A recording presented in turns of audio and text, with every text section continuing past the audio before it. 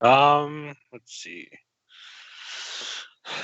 Last session it started off. We were finishing up talking to Draven. Right. Yes. Finishing answering questions back and forth. Which shortly after that we went to go see the Queen. Apparently led by the Queen. We were to uh, get through this door. The door had a riddle on it. Speak thy name. Eventually, Araxis blurted out, "What's the Queen's name?" And eventually, that was the answer. After Gavin got frozen, then superheated. Yeah. Always Gavin.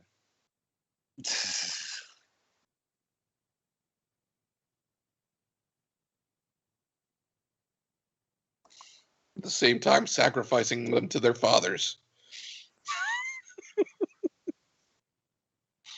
Would you rather have gotten hit with that attack or dealt with Drake?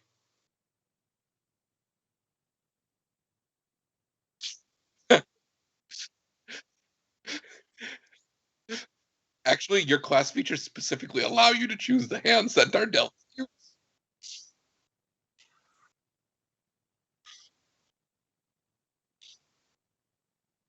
Us, and we just have to deal with it. I don't. You do. See, dance.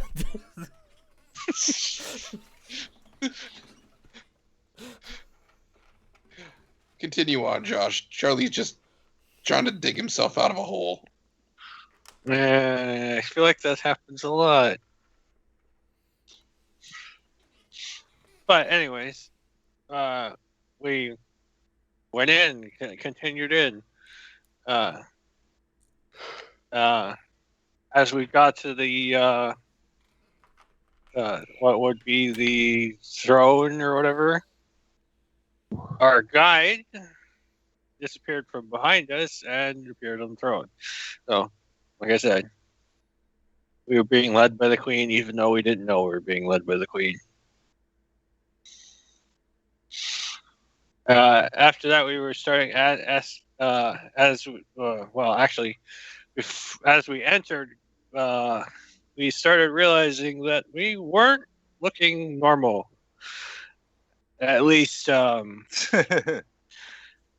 Solon wasn't. He had horns and some other different features. I think your skin color was different too, and tinted blue. And then, well, Araxis's dragon that was human when he entered still went back to being a dragon. Gavin became all bones, which apparently looked tasty to someone there. And I do want to, and it was my fuck up with that puzzle at the door. I was tired, and I hate to interrupt you here real quick. When I said thy name, I meant to say thou name, THOU, which corresponds to I, you, he, or she. And I fucked that up, and that's what fucked Dan up. Though I meant to use thou because it can mean singular or plural, but that was my fuck up. Sorry, continue. Other than that, Chucky's arms were different. They were, what was it, translucent and star-like. Yes. Had stars and galaxies like on it.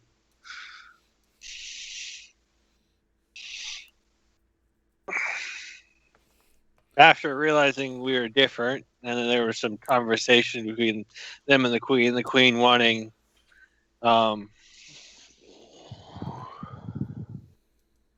put that hand down, Derek.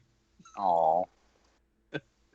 The Queen wanting us to take Draven with us. Or Draven. Draven.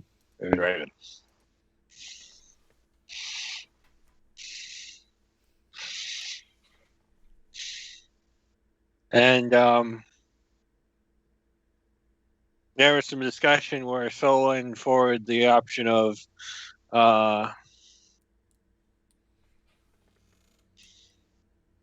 Drake taking the boy and teaching him. Correct. But wish they were going to contact Drake and talk about this. But before that happened, Gavin and Chucky got into a little spat a little bit, and Gavin ended up on the floor with no legs. As Gavin decided he was going to try seeing if he could pull one of his legs off, and while he did that, Chucky decided, I'm going to take the other leg. And then he started bonking him on the head with it. And what I picture is we ended up turning into 5-year-olds and ended up having a sword fight. I don't know if that did happen, but it's just what I pictured in my head. We also, the queen did some like scrying or divination and used the sand to locate.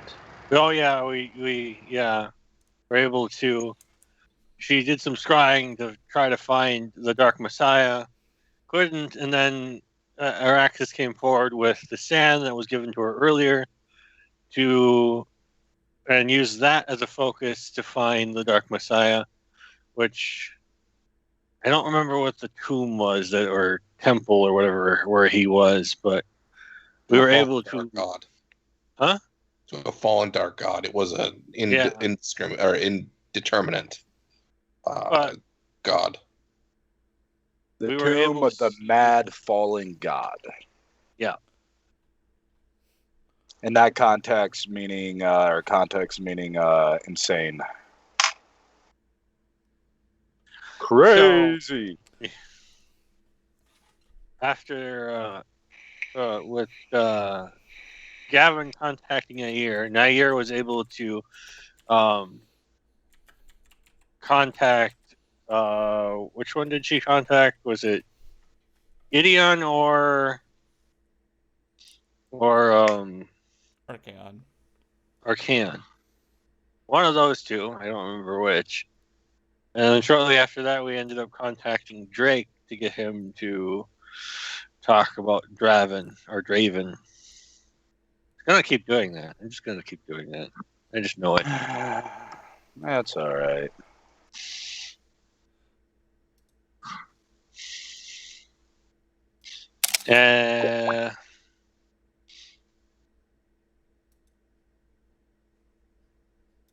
What is that picture? No, then don't worry about it. Skype now has subtitles. Shh. Oh, the picture deleted before I could see it. I saw it for a brief instant, but I didn't I see saw any it too. subtitles on. It says take snapshot, so I thought I could like snapshot the subtitles because it's really funny. There's actually like spot on. Not gonna lie. Oh, what I was saying? Yeah, like That's interesting. it's spot on. But anyways, Who said that? Sorry, I was reading Sam's. I spent 2 minutes straight at this wondering how I could set my phone to Dungeons and Dragons.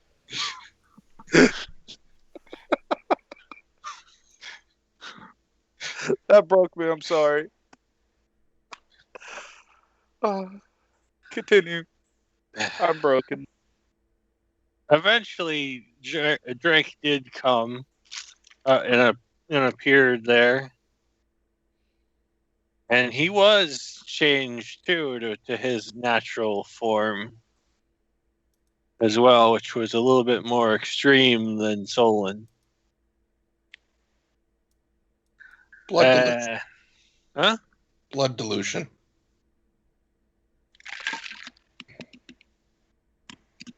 Solon's only half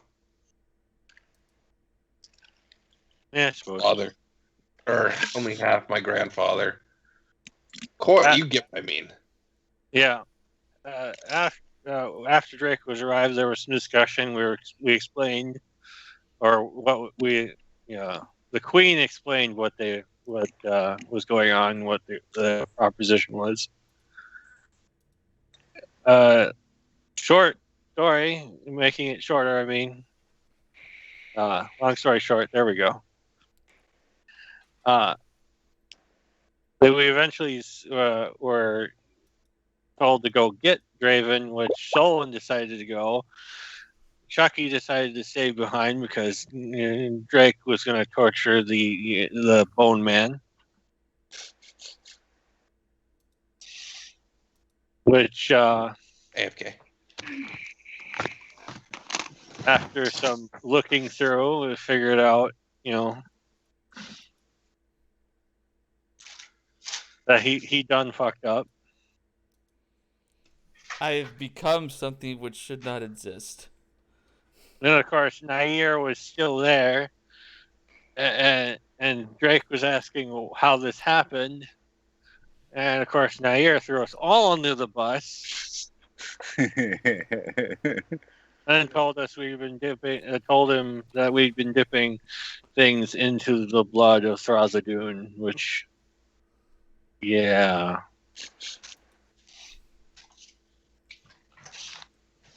Everyone went silent and kind of guilty looking.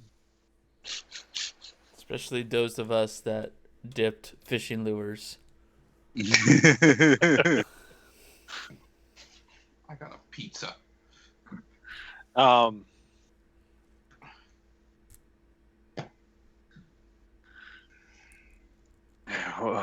What happened next? Oh yeah, Gavin threw Solon completely under the bus. As real friends do. Araxis admitted to doing some things I don't remember fully, but guilty looking on her face. Chucky admitted to dipping Sam at least. played a role of Krillin from DBZ Abridged. Chucky admitted to dipping at least once and pointed to Simon, who was now in a weird spirit form, which I thought was actually really cool looking. Yeah. Which then, we all kind of got scolded by Drake. We all have our influences, and when I released the art for the new campaign or the reboot that we would be doing, we all have our inspirations. Kind of like the mana ethereal worms were definitely highly inspired by World of Warcraft's Blood Elf mana worm things. They're neat. Mm-hmm.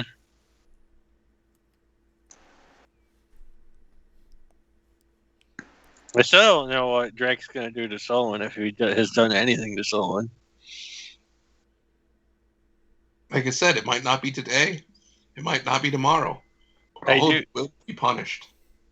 I do know that he did tell Gideon what Gavin did. Not just Gideon. He told Archaon, too. Oh, even worse. But eventually, Draven got back, or Solon got back with Draven. There we go. And Solon realizes he got completely thrown under the bus. And yeah.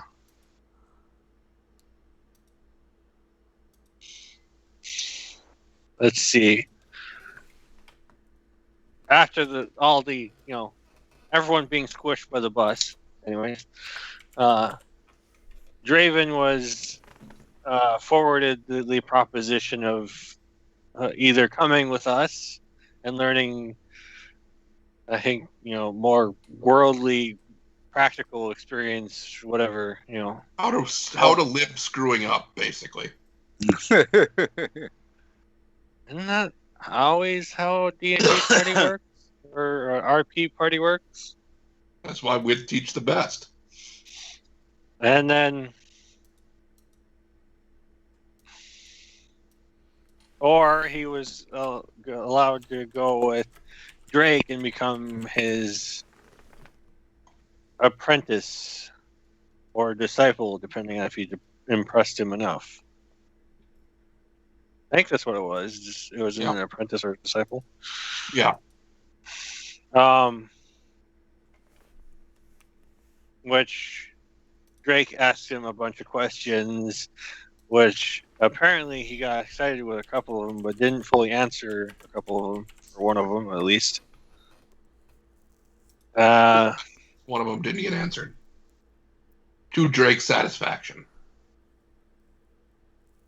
That's because he didn't have an answer. But a question about what makes him angry or something along those lines. Yeah. But anyways, Draven decided that he was going to try doing both if he could use this spell to its effect that he wasn't sure how to fully use. If he could do it by the end of the night, he would, whatever. Simicalarum. Simicalarum. If he could do it by the end of the night, he would go with the both of them, splitting himself, and Drake would, if he could do that, help him by splitting the soul as well, not just the body. Which I do believe all succeeded, and now we have a new companion in Draven.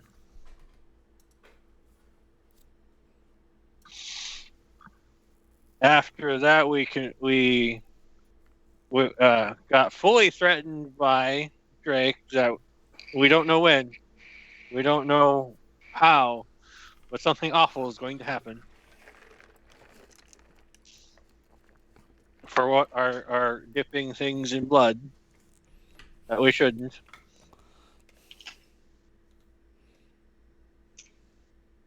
And of course, that's when he called Gavin's grandfather and father and told on him.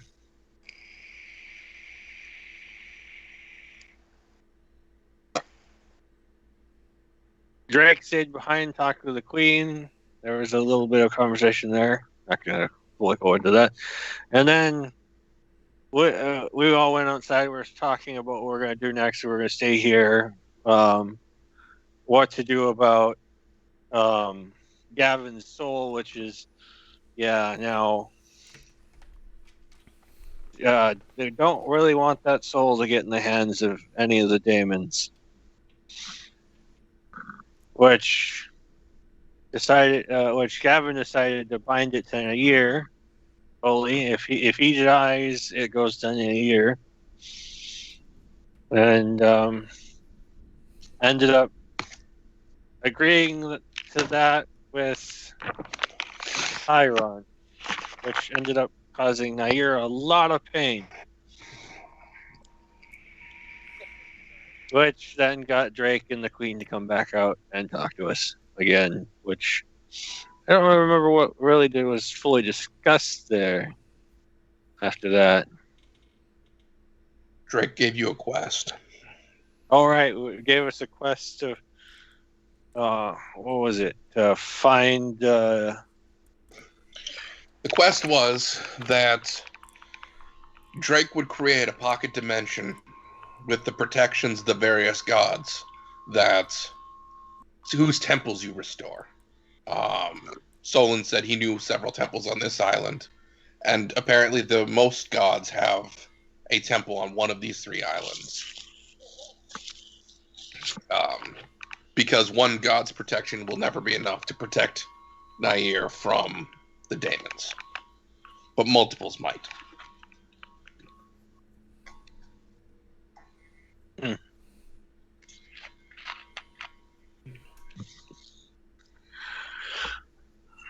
Which, did we fully accept that, or were we contemplating on that? I can't remember. That was where we ended. Yeah. Pretty much where we ended. I think we went to bed, though. And then we were going to reconvene and meet with the Queen again. Which, at that point, Becky waited until everyone went to bed and went to the vault. And that's where everything starts off. Yeah. All right. So, Drake has a new apprentice with him. Is there anything you wish to do with Draven before I get to the group at large? Make sure he said goodbye to his mother. He did. Should they both say make it goodbye to to him. his mother, or I make sure he actually does it properly this time, and then we leave.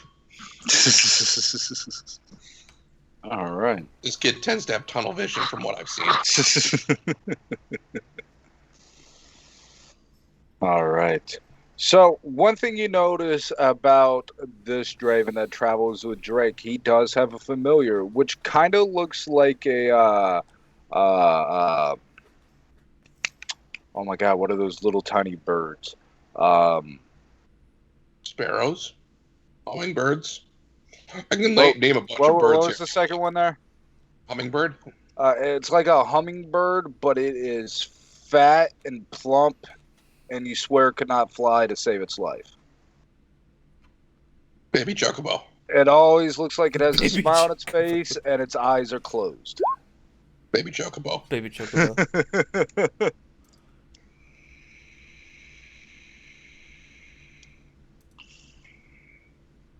The others, as you meet Draven, as he has his adventuring gear, and he actually where the Draven with Drake is very scholarly, very traditional mage, has the robe, garb, staff, and everything. This he has,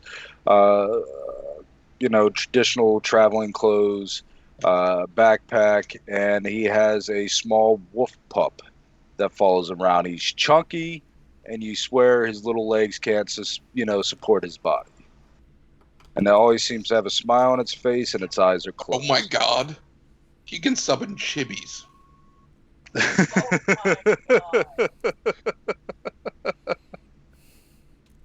That's exactly what Derek is describing.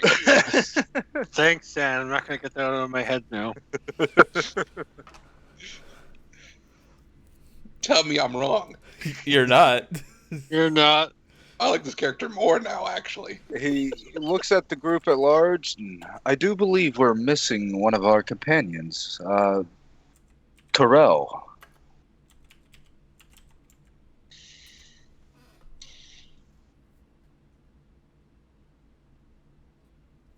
I was curious of when are we going to start our adventures or go out past the myths of this island, of our island, sorry.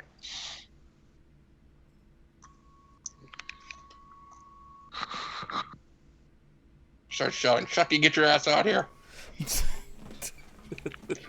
Or burn in daylight. Don't make me use more tropes. Okay.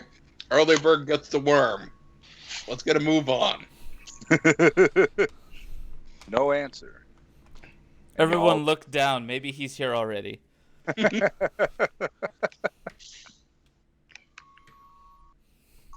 Nope. Damn, I didn't get hit for that. I was really sure. So help me God, if you can turn invisible, I will destroy everything.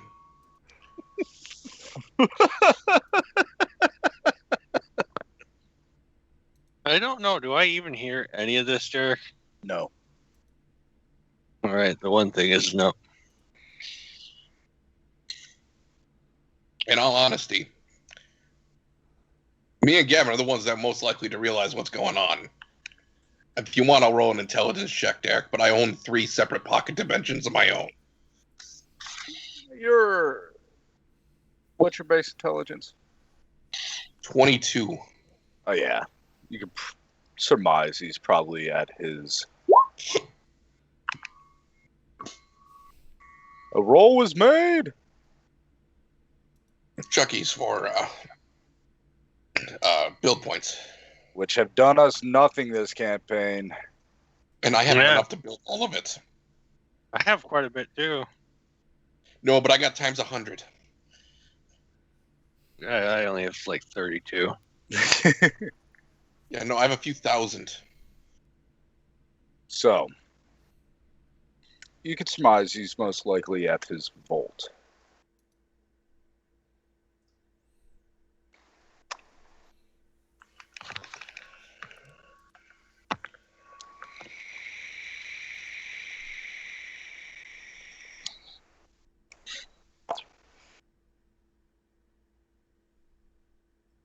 So, what would you all like to do?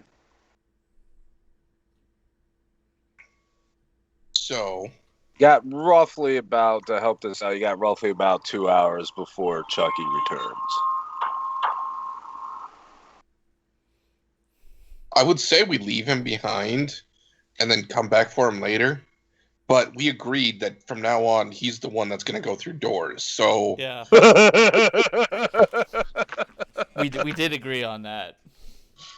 um, Oh, it's Hey. magic. hey, portal can happen inside the vault, right? Works like mine. It can. All right, we've been there before. Nair, can you open a portal over there? Go ahead and give me a D20 plus 12.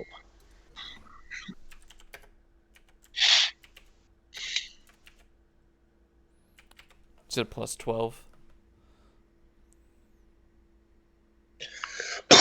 Yeah, he did. Okay. Does that stand? How about, because it's a new day, I token that one, and we'll,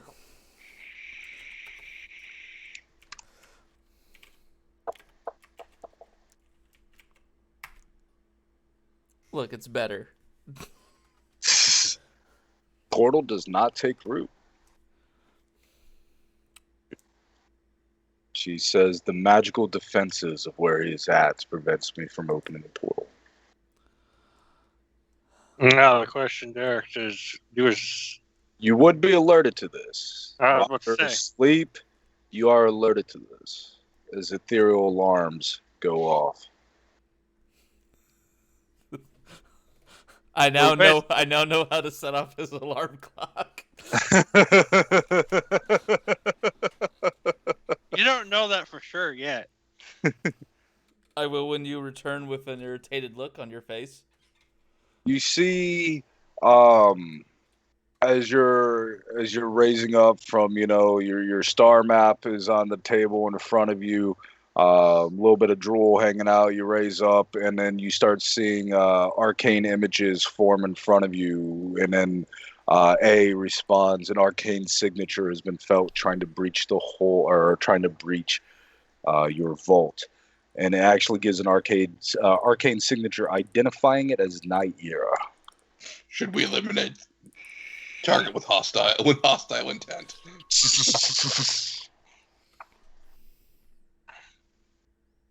Oh. What time is it?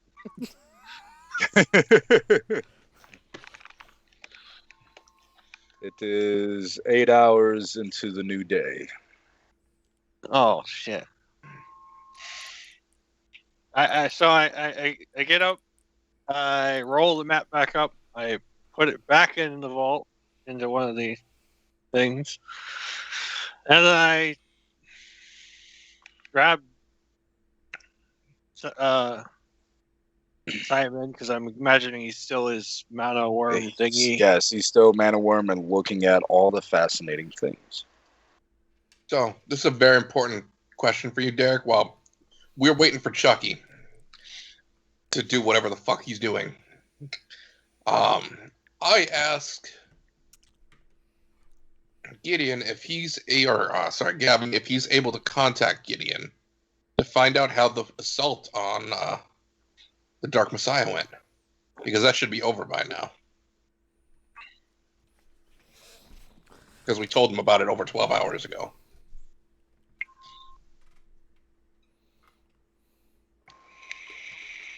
Because otherwise, we have 12 hours before he becomes a real pain in the ass again.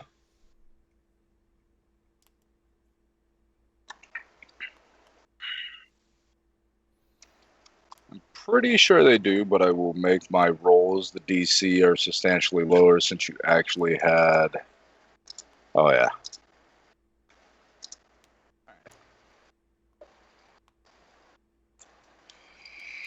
But do you have a way to contact them? I have been using not my own means to contact them, so no. Not yet, man.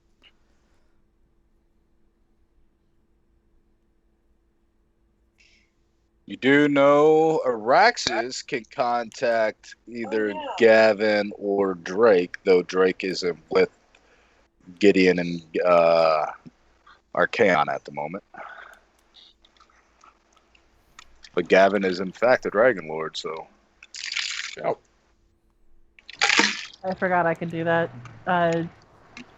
So that's what I do. I attempt to contact Gideon. It takes a few moments, but you do contact Gideon. Not going to make you roll again because you learned and you succeeded. Just fluff-wise, takes a few moments for you to concentrate as it's a new ability. Cool.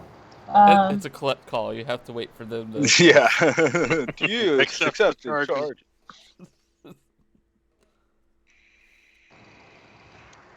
So I asked him how the assault went. It is a hurried conversation as they are in the midst of battle now. I relay that to my With party members. Victor, the Dark Messiah, and there is an unknown entity there simply watching. Wait. Say that again. Victor, Victor. brother, the Dark Messiah, and an unknown entity that is simply watching for now. Okay, so I connected Gideon, and there was a herd response, and I can sense those three. No, he tells you they're in battle right Oh, now. okay. With, Victor. Gideon would the Dark recognize Messiah. Chiron. It is not Chiron. Really? The brief description you give, or Gideon gives of this entity, it is feminine, about 7 foot tall, abyssal black skin, and 6 wings.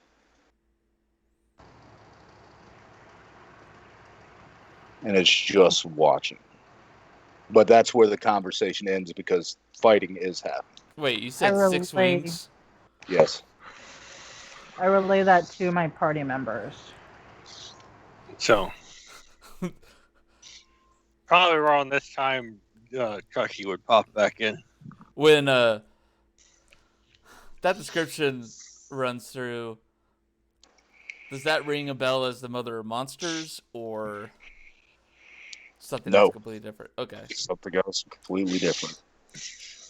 And about this time, you do see a portal open and Chucky walk out. Josh, you do have a level of fatigue, so physical stats and everything like that take a -1. You are drained 1. I had a question. All right. Didn't we have any kind of appearance or physical information on what the male-female being looked like? Because there was a female form, a male form, and then a combined form, wasn't there? Correct, Yes. but there were no wings associated with famine. Yeah, no wings associated with famine. So this is a new entity that we're unaware of. Yeah. I assume. At this point, what's one more? So, Chucky says hi. And then, Draven gives him the most impatient look a Yeah. child can muster. Because he's been ready to go on an adventure Yep. for 2 hours, and you've been nowhere in sight. You are ruining his special moment. Well, you all woke him up, so I'm assuming it wasn't the 2 hours because he tried to get Nair. no, it wasn't the 2 hours. Yeah, that's why he has a level 1 drain condition until he gets sleep. Okay, Needs at least You 2 hours sleep. are delaying his Yeah, he's writing in his victorious journal. moments. Not prompt. Not. Not prompt. Can he be trusted? I put a hand on Draven's shoulder and I say, he's from an undeveloped civilization. They have problems with time. Undeveloped issues with time. We'll hope No, for the future. no. I'm actually from more developed than normal goblins, anyways. But no, That's a low bar. no. You don't understand, so I've been at the vault. I've been going over a bunch of stuff. Look, that's like saying, look, I'm evil, but I'm not literally Hitler. I have some information. So are you telling me you discovered how to read for the first time and got drawn into a book? No, but I did realize that everything's a lot bigger than I originally saw. I did see what the adversary is doing, though. Well, I'm fascinated to do this. I must continue this joke. Literally, exactly what happened is you got fascinated by a book and couldn't put it down. You are a barbarian. By definition, you have limits in your reading capabilities. So you learned to read for the first time and got fascinated by a book. Hop on pop. Whoa. It brought the tears. I didn't know they could do this with words. Would you two numbskulls shut up? The adversary is the echo. I saw an echo of the adversary. She was combining with Vigar. It wasn't famine. It's not any of those. It's the echo of the adversary that's combining with Vigar. And I give them the description, which they just saw or heard from Gideon, the echo of the adversary looks like. Now, unless, like, we have gone through this, because my notes are not in front of me at the moment, remind me of adversary. The guy that's trapped on, why am I blanking on the name? Oh, Abaddon. Okay. Yeah, well, there's an echo of him, her, whatever here, and she's combining with Vigar, and it's gonna be soon when he's finished. Like sooner than previously planned, or still that 4 months? What? That's what it sounded like, and I go through the story, where Simon was able to read some words. It's okay. I couldn't see them on the walls. I couldn't see them. They were said the language was creation, but I couldn't read them. But Simon could see them and read them, and he opened looked like a mirror, and I looked through it, and I saw her talking with Vigar, saying he was. Yeah. I'm sorry. I don't mean to say this, but Simon is your hooked on phonics. I will end you. I will literally end you.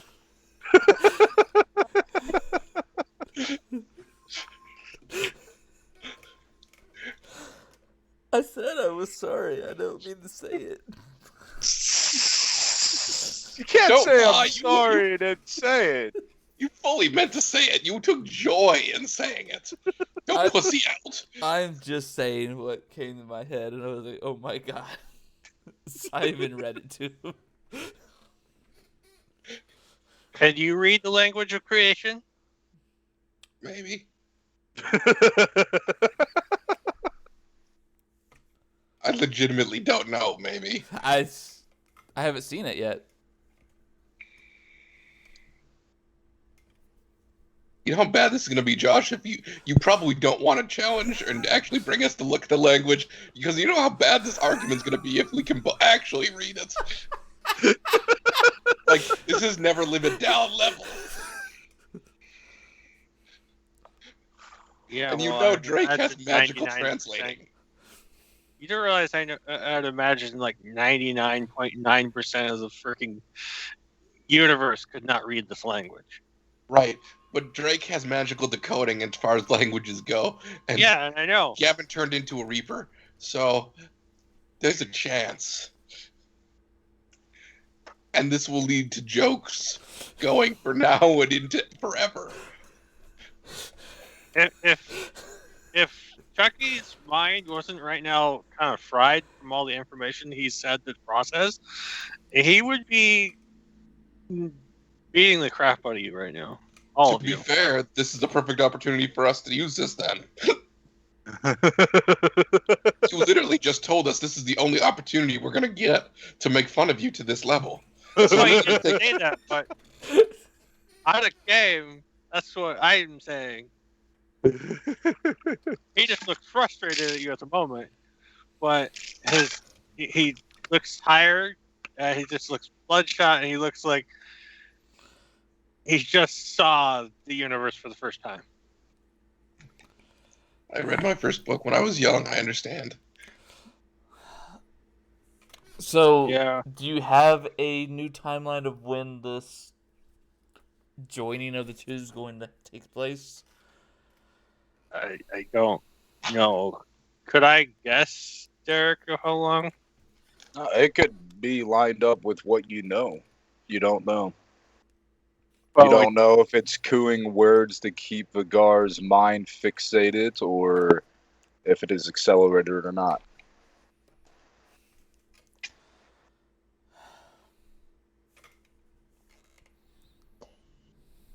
I do know that this is a bigger threat than we thought.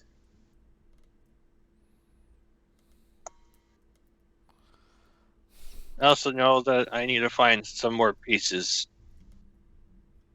to the vault. What do you mean? It's actually technically broken. It's not all there. There's multiple pieces. And the way I understood it's a vessel of sorts. And that was the helm, technically, the vault is? Yeah. I have multiple locations that are.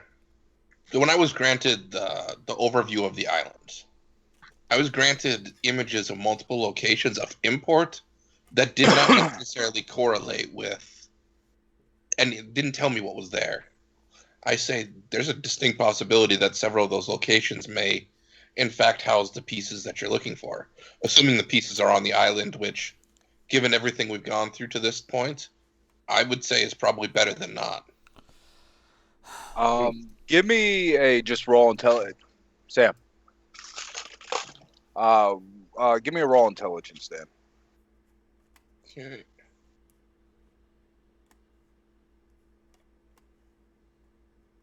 Okay, so you just off the tip of your mind, you can vaguely recall two areas that do seem somewhat fitting. There is a tower that reflects the night sky, and there is a pool of water that reflects basically stars and the like. I say that. Are these in the list, Derek? Or is Yeah, it something they else? are in the list. Okay. There's a lot on this list, guys. So, There is. bear with me for finding it. Yeah. I guess my question is this a threat that we can't take, so we just need to prepare, or is this something that we need to deal with now? It sounds like the way you were describing that once he's done, he might be stronger than your grandfather. I think Archaea might take that as a challenge. It might be better to do it sooner rather than later.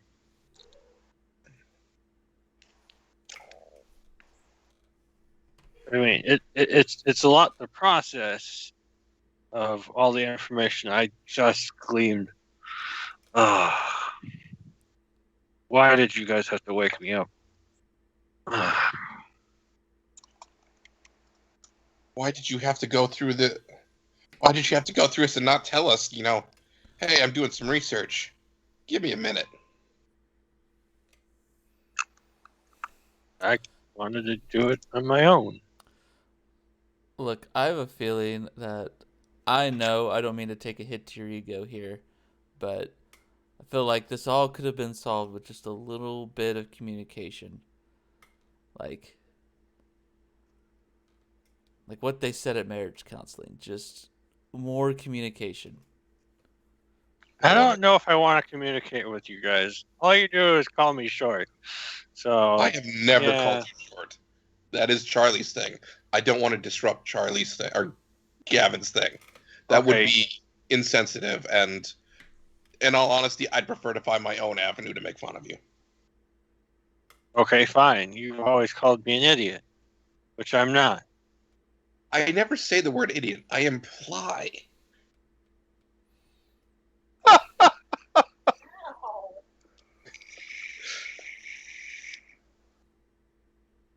You're lucky I'm tired. Otherwise, I'd just slap you right now.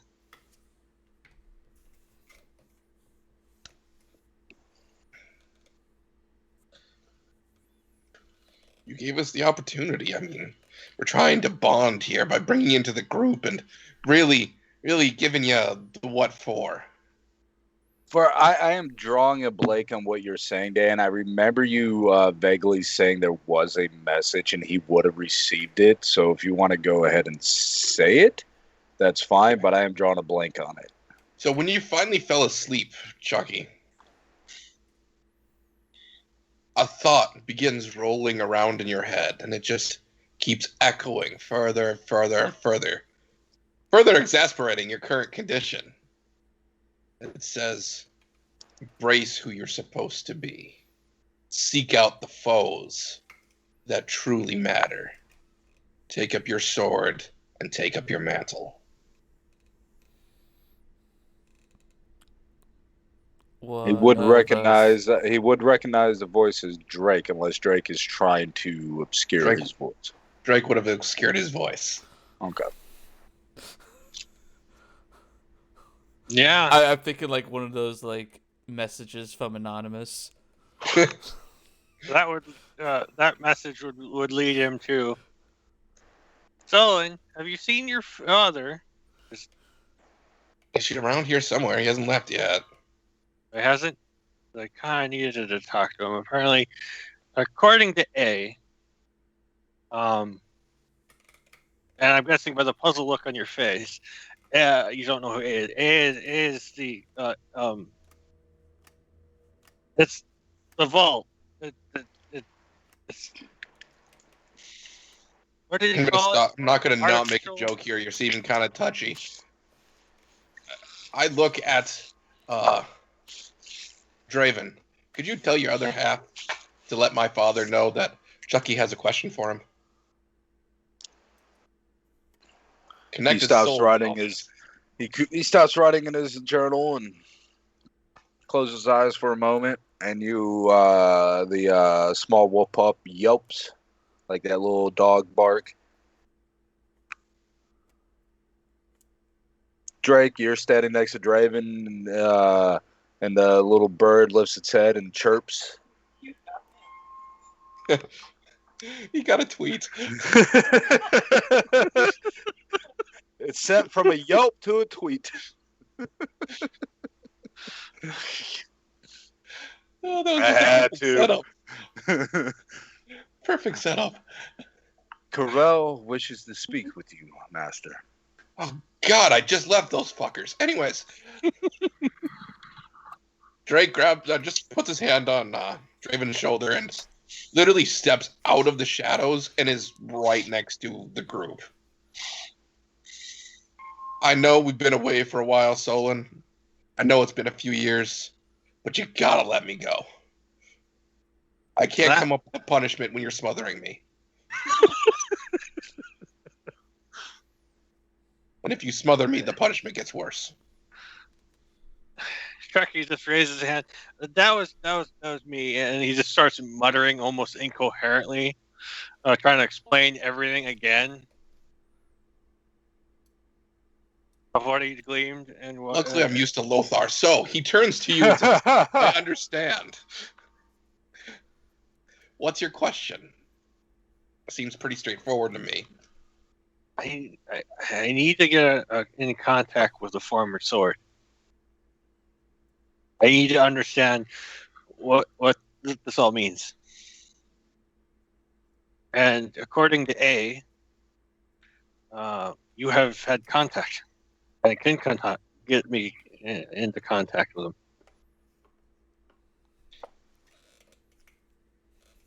The reason you have 4 months, the reason why we haven't already lost, is because the current Court of Stars is suppressing the adversary in its own territory. And whatever you do, do not say their name or reference their home plane with impunity. That tends to draw their gaze. Just FYI. I saw an echo of the adversary, and he would have said that in his muttering if Drake would have caught it. I don't know. Then the adversary will forever be able to see you. Once a daemon sees you, there's a imprint of sorts. Well, then the Unless you are supremely protected against that sort of magic, you will be tracked down, and you will be psychically connected to those adversaries forevermore. Then the adversary might have saw me. It looked into the mirror and it shut down the mirror. A's alarmed for going off.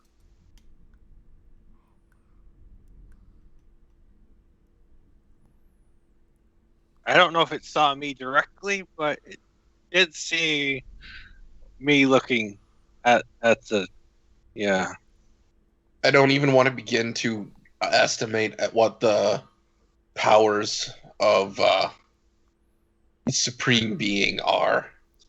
Just, I would assume at this point he can see anything he wants to see.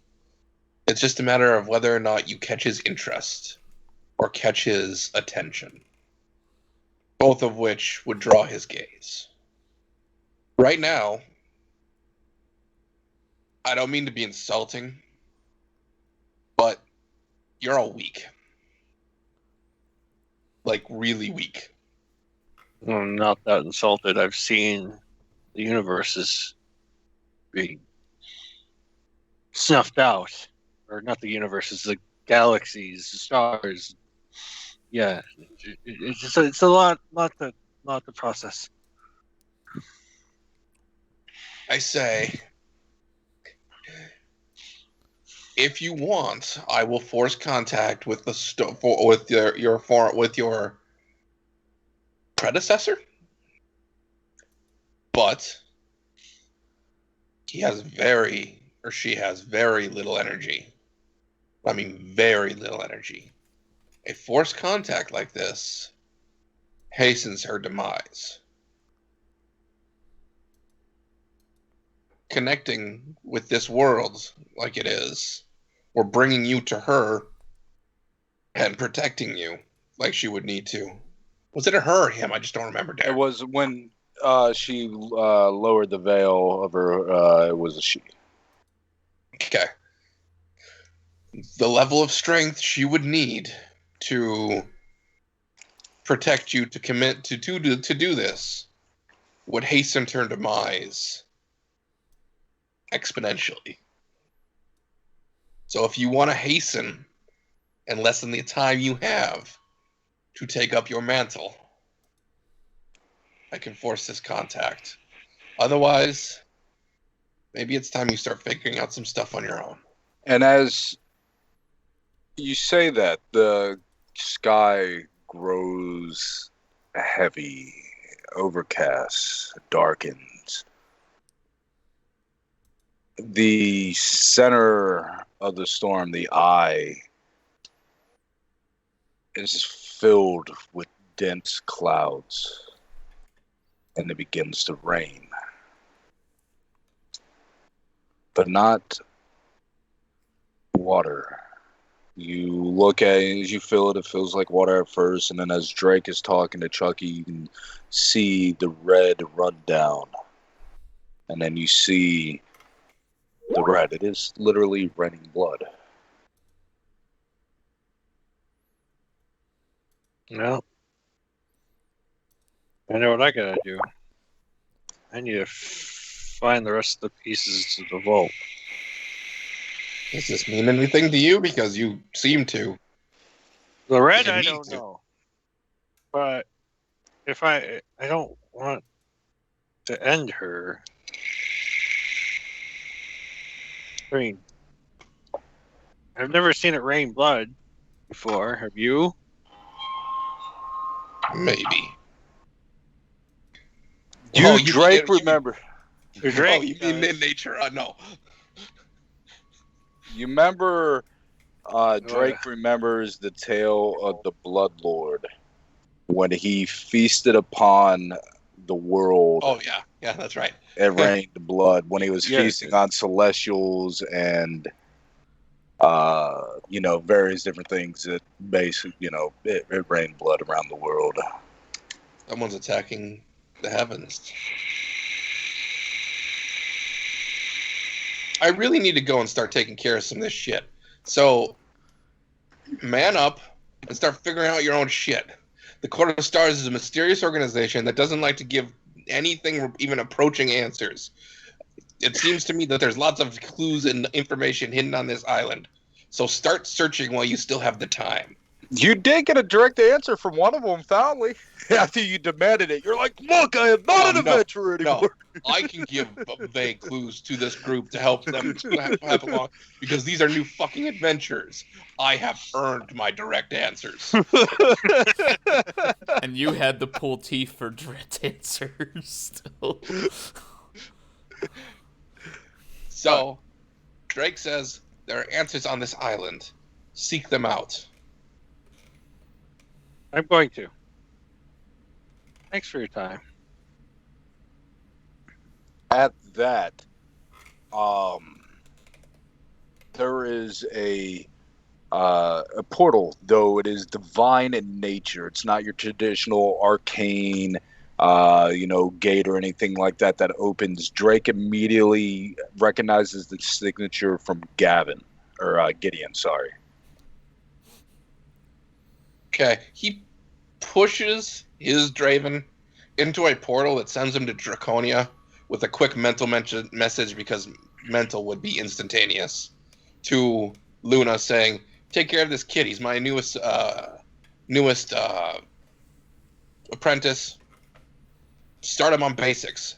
And Drake dives through the portal. Okay.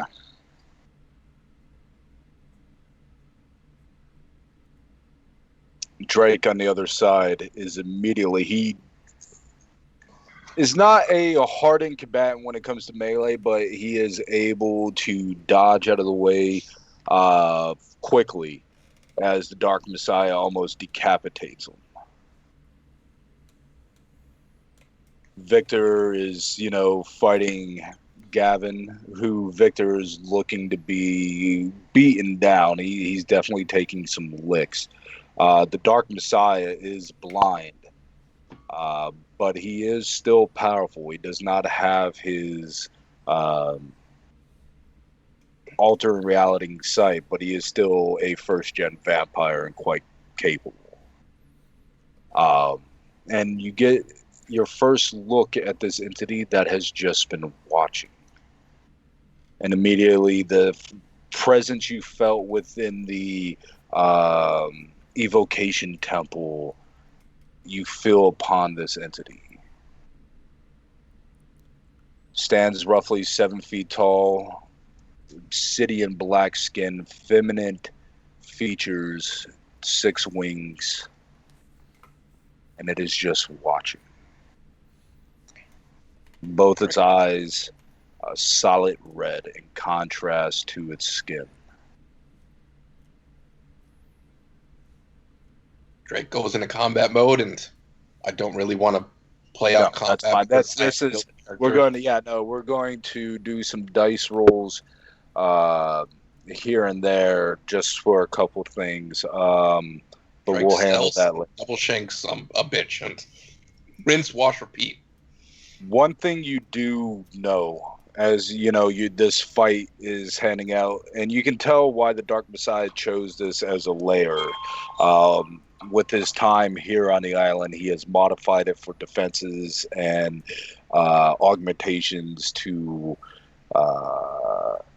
increase his capabilities and mend him. That's why this fight hasn't been over with so quickly. The battle is in the favor of the heroes in this scenario, but one thing Drake is unnerved by, because he gets telling blows in and whatnot. If it wasn't for the steps the Dark Messiah took before this battle started, because he's been using this as his lair, and Drake can see that, Drake would have ended him a few times from his stealth attacks and things like that the Dark Messiah cannot counteract. One thing that does unnerve Drake is this mysterious figure sees him and watches him. More and more people can do this, and it's pissing me off. There's Drake only says to two. himself, There's only two. yes, it has two more than before. Archaon can't see you, and it's an intelligent roll to see if you can make an estimated. Yeah, I know. Dark Messiah can't see me either because both blind and so, like I said, stealth, and I'm gonna go with the full. I'm gonna embrace the assassin legacy that I have, because I have the full legacy of the assassin god. Yep. I know there was at least one ability that was like automatic critical, super critical. Yep. No, there's only ever been two people ever since Drake has gotten this that can actually have a chance against his stealth. One is Archaon, and that's just because of his battle prowess, and he has to make an intelligence check versus your stealth. Because, yeah, and then the adversary, who literally, at the end of Last Cain, plucked your consciousness to stand before it with your companions to see the, enemy standing before you. So there's only ever been two. But yeah, if Chucky was trying to tell you, this is an echo of the adversary. I don't know if you picked that up or not. I thought the echo was fusing with Year. Vergar. One of the two. It is, or as far as you know, it is. This matches the description of the adversary's echo to the letter. But yes, now back to the group at large. You see Drake, he dived into this portal, vanished. What do you all do?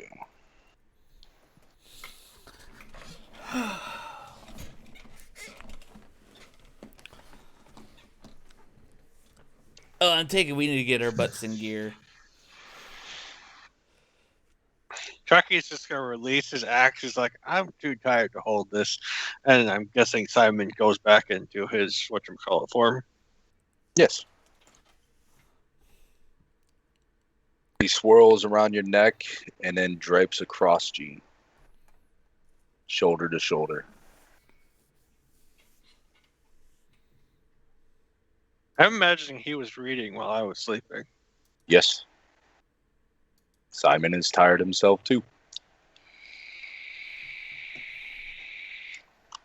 I agree with you, actually. I say to Gavin, we really do need to get our rears in gear.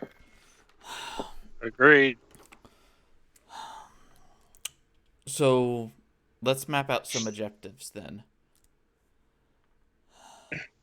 What are our closest objectives that we can get to, being his pieces of his vault and possibly temples that we know of that we need to save without a. There is the Melora Temple.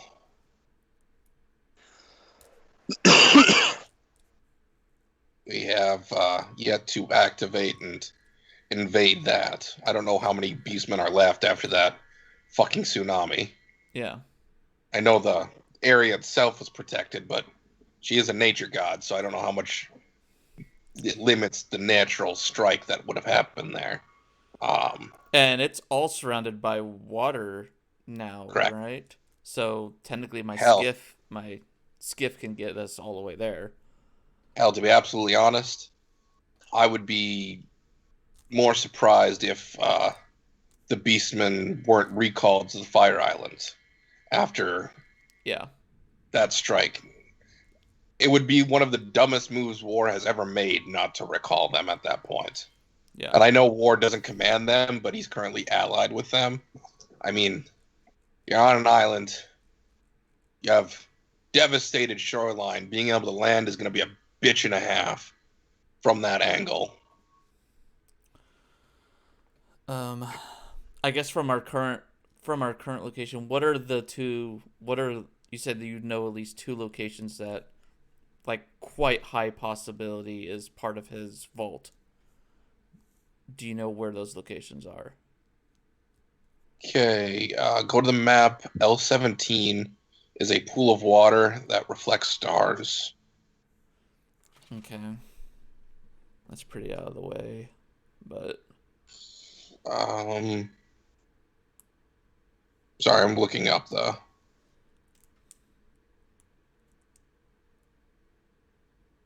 Well, 17 is still there because that did Yes, take it is. damage.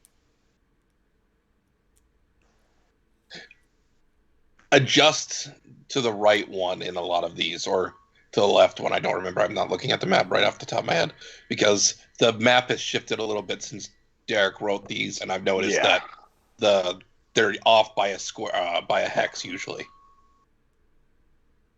Because when you fucking hit the map, a map layer fucking shifts it and whatnot.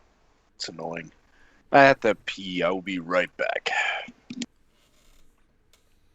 I'm sorry, this is a long list, so I'm trying to find the other one. no worries. Um, It's something that we need to do anyway.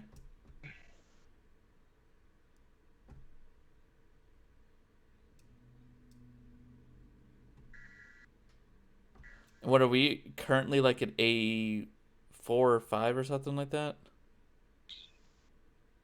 Yeah, far upper left-hand corner. yeah, we're on A. I think we're on A4. Actually, I think I wrote it in my notes. Yeah, let them. Derek's declaring a 10-minute break so he can take dogs out so you guys can get snacks and stuff. Okay. All right. Oh, no, it's A5. Draven's Village is A5. A5. Okay. I just put the compass there.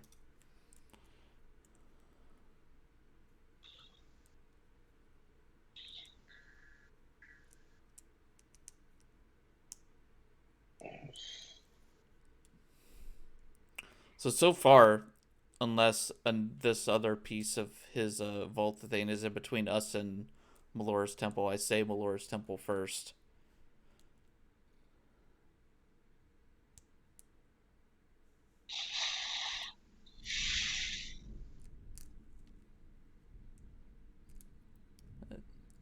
Give me just a second, and I will be right back.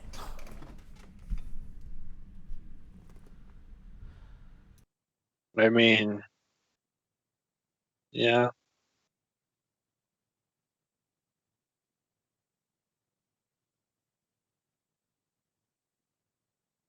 Well, what did Derek say? It was a something that reflects the stars, and what was the other one? Well, that reflects the stars, and then there's also a Stonehenge on L14 that might connect because Stonehenge was supposed to be a reflection of the stars or an observatory for the stars. He didn't say that it was one of them, but I'm just saying it would match the theme.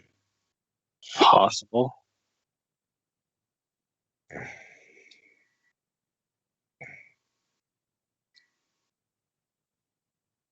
There's also that one pirate treasure you were wanting to dig into. Yes. There's a lot of things on this list that I think we need to get to, and the sooner we get to it, the better.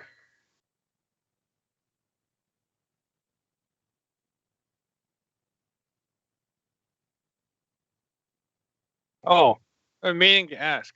Has anyone else seen the issue where the compendium keeps coming up blank? Yeah, where you'll be going down scrolling, and then you'll have to scroll down below and scroll back and up in order to get the picture to come back. No, I've actually tried typing in like teleport because I was going to add the spell to because I didn't choose the 6th level spells for Zivit, and I couldn't find it. And I tried typing other things in, couldn't find anything. Like the compendium is completely blank right now for me. Like if I click on spells, no results found. Really? Yeah.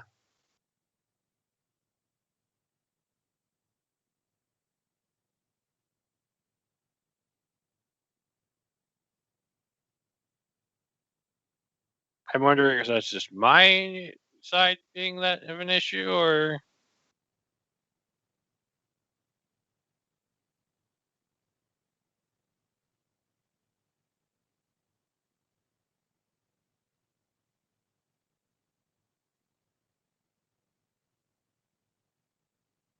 I need to ask him what the other one was because I haven't yeah. seen. I'm not seeing something that's a direct reference to the.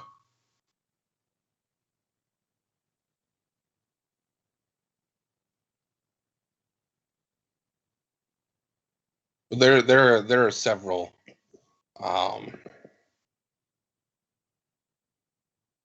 places I think we need to visit. Yeah. There's also on H7 a shrine to Cord. H7 we need to go to. Yes.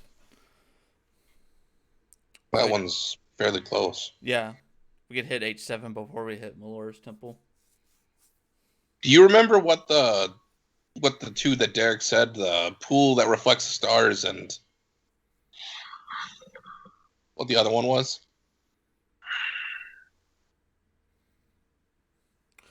Um,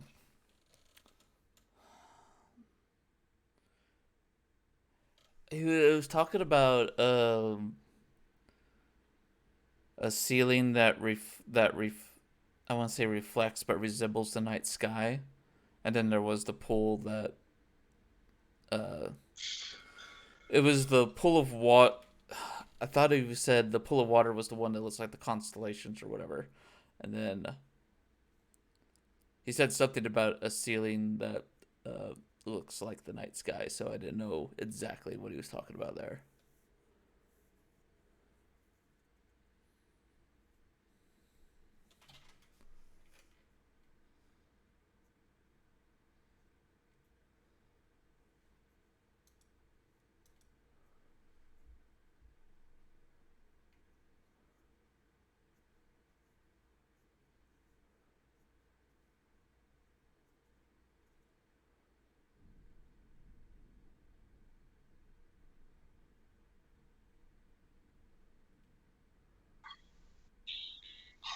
Okay.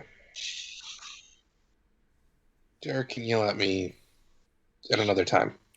I'm going to draw a shape, and this may take me a little while into when we get back. I'm going to draw a shape around the hexes that I think we need to investigate, and then we'll have a better idea from there. Okay. I think that will solve all of our problem, or a large portion of our problems. Okay. Because there's a bunch of magic items and stuff that I think will be handy to pick up, but I don't really care about those. The ones I'm talking about are like mysteriously worded, or are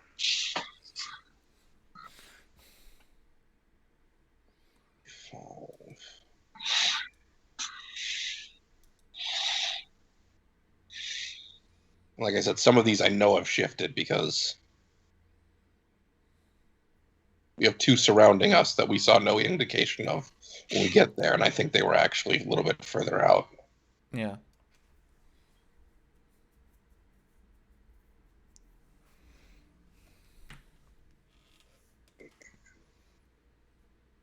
But like here, B10 just says cave. And a list that lists all the important spots on island that kind of hints to me that there is something worthwhile to look at there. A cave, duh. No. No, could be nothing, but I want to risk it. Rather checking it be nothing than not check it and it be end all.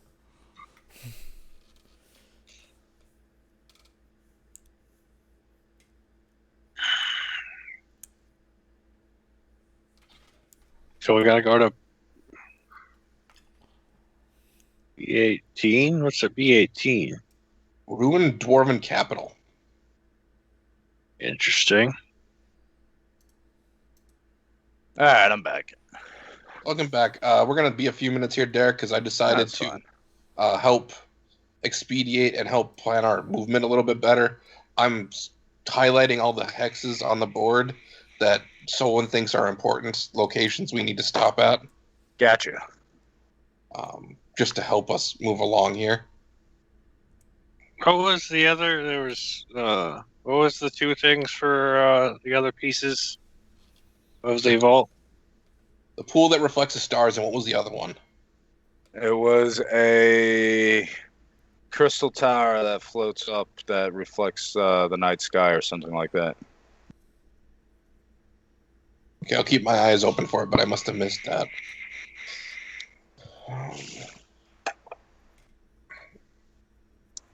I don't know if we want to add this to like the collective party importance knowledge, but F-16 was the last place that we saw my brother run away to. I'll keep that in mind when I get to marking that. Yeah, I have it in my notes. I just didn't know if we wanted it in like collective party notes. Didn't Gideon say that Victor was there and they were fighting him too, though? Yes. Yeah. But there might be some kind of like secret stronghold or secret lair or something there that might be worth looking into. Maybe. True. A lot of the ones that are immediately next to us, guys, are dwarven ruins. Okay.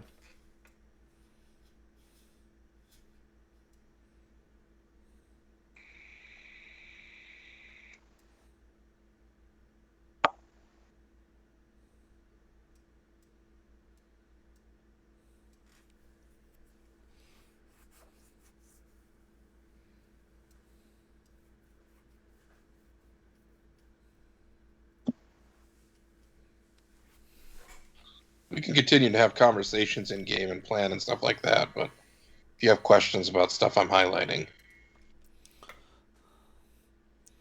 The ones that immediately surround us, you said most of those are just dwarven ruins. Give me what the numbers are, and I'll tell you what they were. A6, B5, C5, C3. A6 is a giant pale stone that wards off aggressive animals and beasts in the hex. So I'm not sure what that one is. Okay. Or what's important there. Mm-hmm. And then B5, ruins of the first Draven people. I think it was supposed to be Dwarven people, but Yeah, I accidentally fucked up the. and then B6, you said? C5, B5 and then C5 and C3. Okay, C5 and C3. C3 is Dwarven ruins again, Okay. and C5 is a giant dwarf made of solid stone. Okay. A giant dwarf made of solid stone. Yeah, believe it or not, even if he's a dwarf, he can still a stone statue can still be giant. What to say?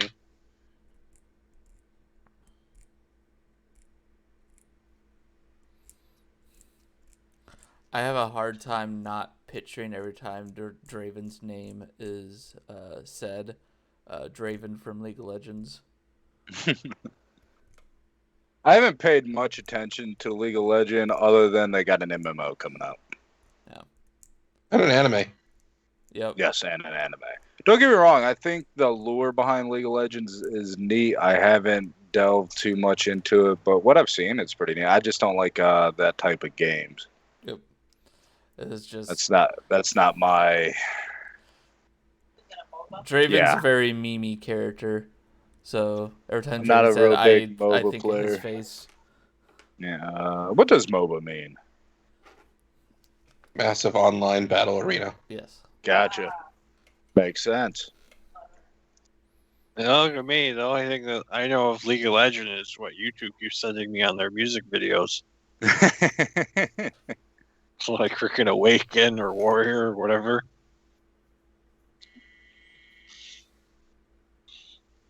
All right. So, I just finished my rolls over here.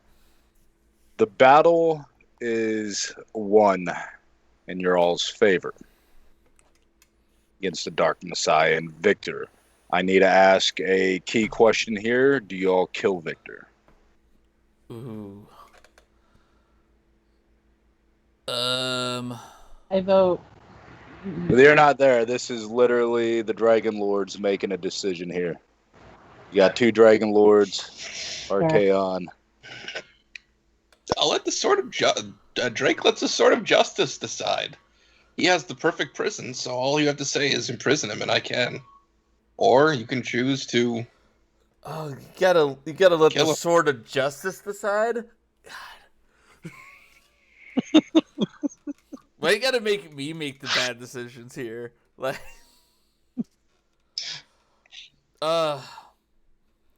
like Gideon would know this. Remind me of all of his transgressions. What was informed to you because y'all got information about the transgression? You knew he was going to be on trial in Draconia.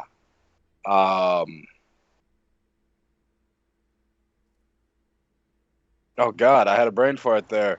You guys could probably have put together pieces from.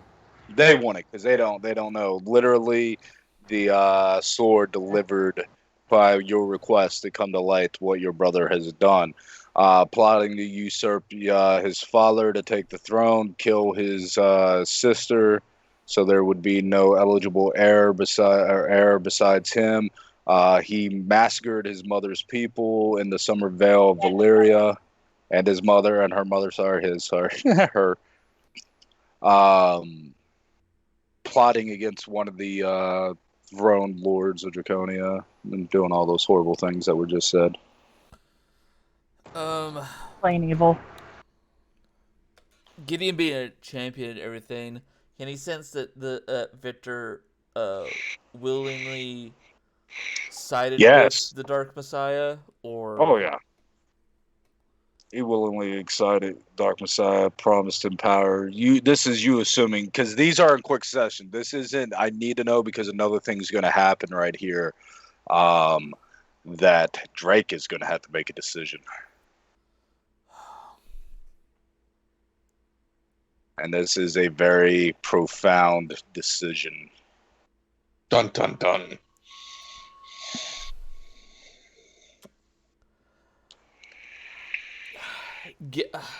Truthfully, Gideon would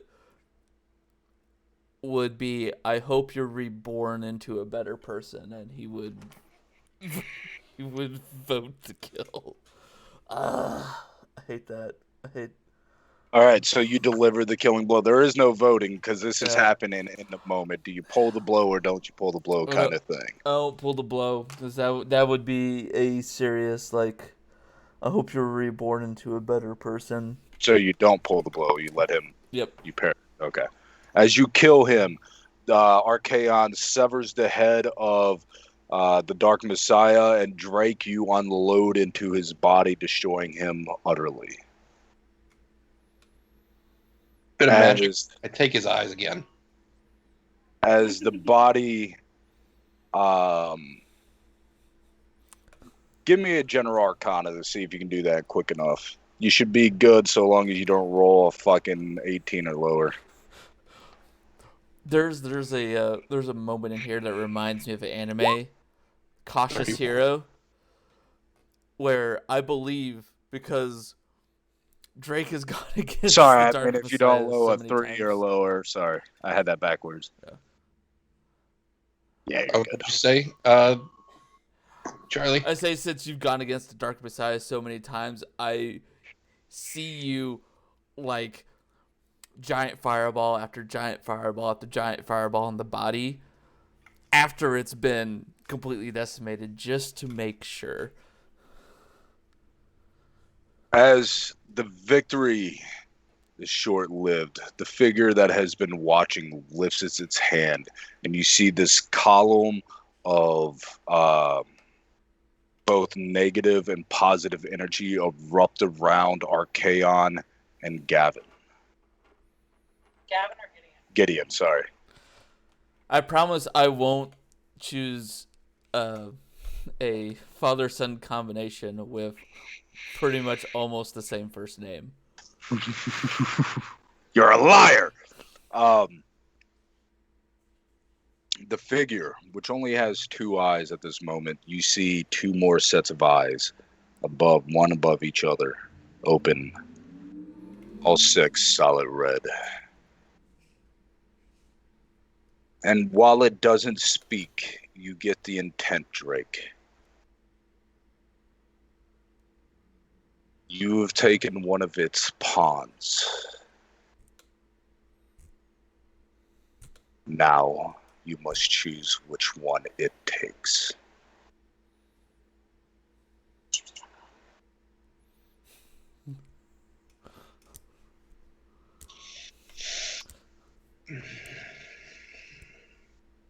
I think for a moment, and I send a mental. So, it's picked up both Archaon and. They're in this cylinder column of both Yeah. positive and negative energy. So- yeah. My fingers are pointed out at both bodies, and you see arcane energy glowing at the end. Disintegrate spell. And the intent comes across. I pull back my finger pointing to the boy, the sister, or what's his face? I know you just said it, but I've been going through a lot of stuff. Raven? Araxis's brother. Gotcha. Victor. I say, I'll allow you to revive and bring him back. You can keep your pawn. Since we're the enemies, I actually think that to Drake thinks he's the pawn. That it wasn't the Dark Messiah as a pawn. So Drake's allowing the revival of him in exchange for both. You see the left wing rise up and then reach out and scoop up the body of Victor, embracing it.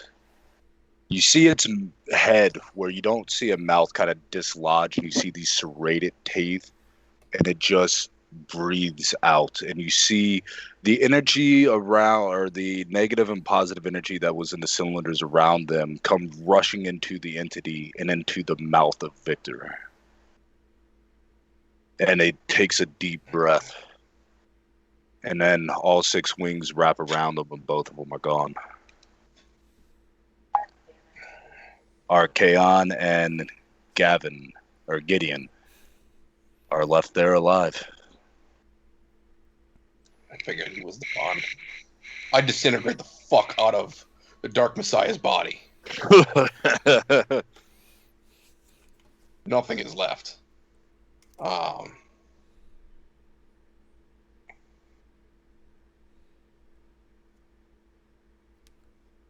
What does Charlie, you're gonna have to control Gideon a little bit here and roleplay. Do you say anything when you come to? And Derek, does Archaon say anything? Archaon's surveying his area. Because to them, in that moment, nothing existed. They were trapped in this, and they were going to be, one of them was going to be erased from existence.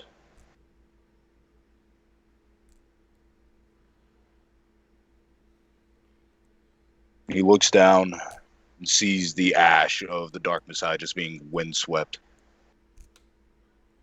Where's the body of the boy? I was forced to make a choice. The enemy that was just a spectator decided that we would take one of his pawns, he'll take one of ours. The choice was, I could save one of you two. I made a different offer. I let him revive his pawn in exchange for both of you.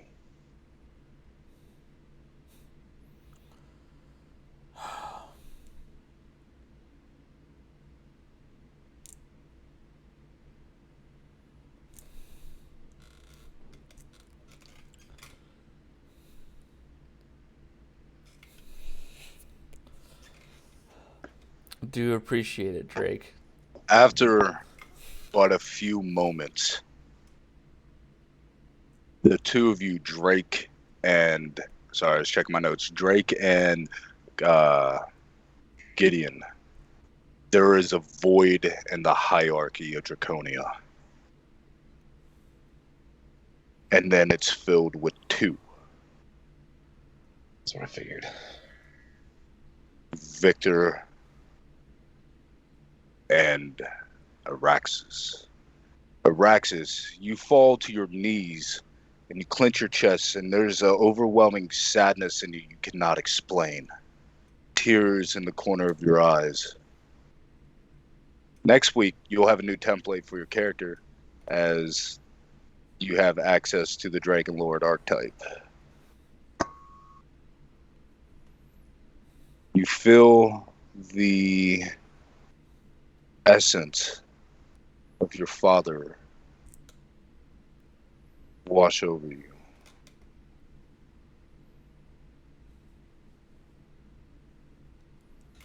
And there's kind of a warmth there before it just dissipates.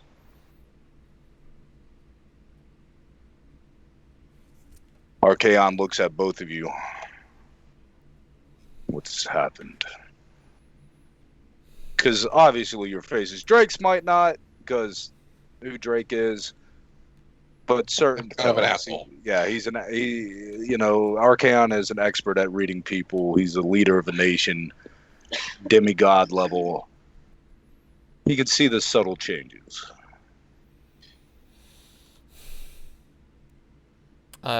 Knowing the sensation, I just asked straight, so they're both being granted the seat. No, it's a contested seat. It's contested. Same thing happened with, or would have happened. We were told what happened on the island. Yeah.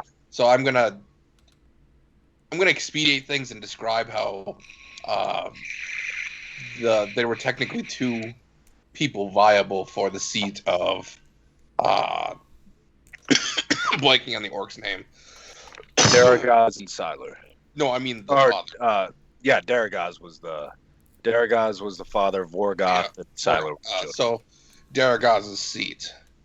So right now it's contested between the two. That also means Klaus is dead. Yeah, Klaus is dead.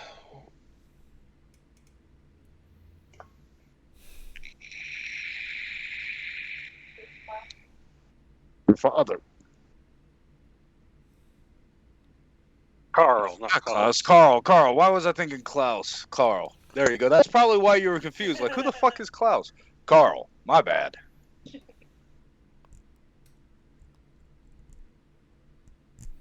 I know you were closer to him than I was.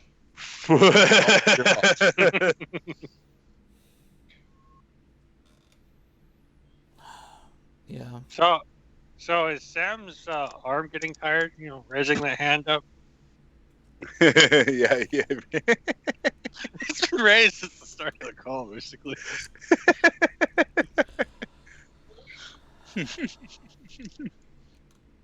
Sorry, Sam. Had to give you some crap. I didn't know it was a thing. I'm sorry. Um,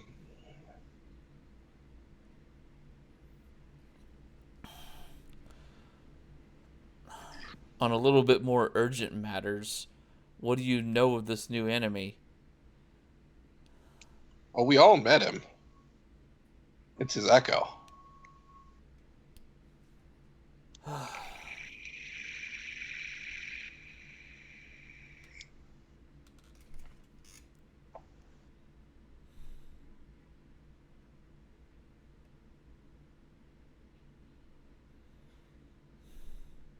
So it is beginning then. Faster and faster, it seems. He looks to the ashes, no doubt, because of this insect, as the ashes flow away.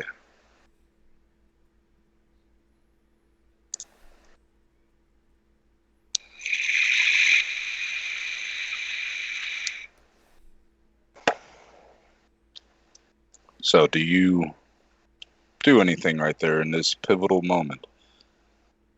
I'm waiting to see if Gideon or Archaon have any other extra questions here before I say something. You see Archaon, he's already calculated and formulating new plans and strategies. You I said spent a long time with him. You understand how his mind works. I say we need to start strengthening our heirs. I say with a gesture towards the island itself. This is a perfect training ground to do just so. My daughter may be becoming the king that I can make her, or queen in this case, I can make her, and the war leader I can make her. But my son needs to become the mage I know he can be. And this land is a perfect opportunity to do that. But I think we need to begin to push our children a little bit. I'm started fucking with them. I mean, giving quests to them, in order to do just that to some of their companions. I'd suggest coming up with similar ideas to help push them forward. That little girl that, as one of the Dragon Lords, I can tell you, will be the next Dragon Lord of the fucking Silvers if I have anything to say about it. Needs to kick the shit out of her brother on her own terms. Fuck yeah. To that end, she needs to become strong enough to do so. All right. At that, Sam, I need you to give me 10 will saves.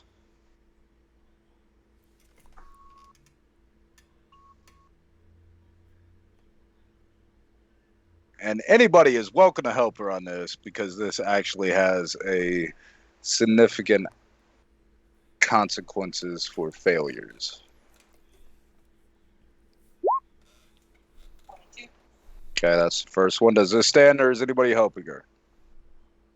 I think Well, I will allow Gideon Gideon and Drake to spend hero points to help her because they are connected to her.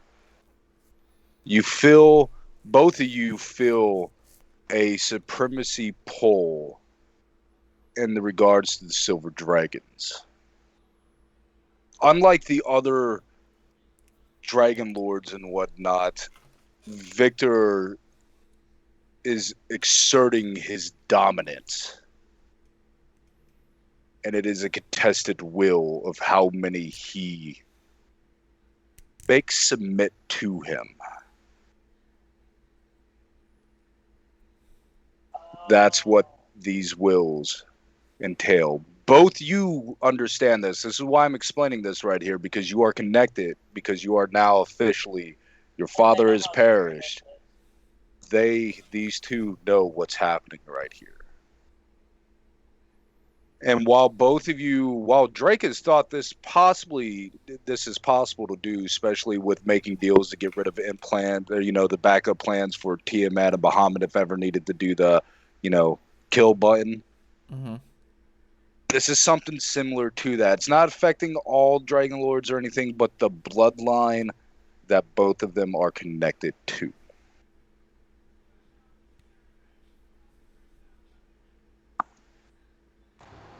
And because of that, I wouldn't necessarily know if a 22 was rolled high enough. Oh, you out haven't of the game, but they would be able to tell if I'm not. No, they would know how dire this is. That's why I'm allowing them to spend. Quick question, because I know, Giddy does have a character sheet made on this. That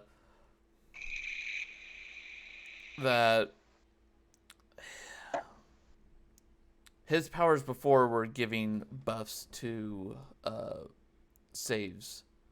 Would he be able to extend something of that nature, being the champion he is, to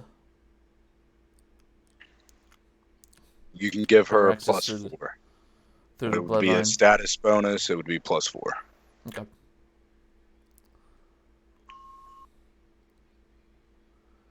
So that's 26 right now.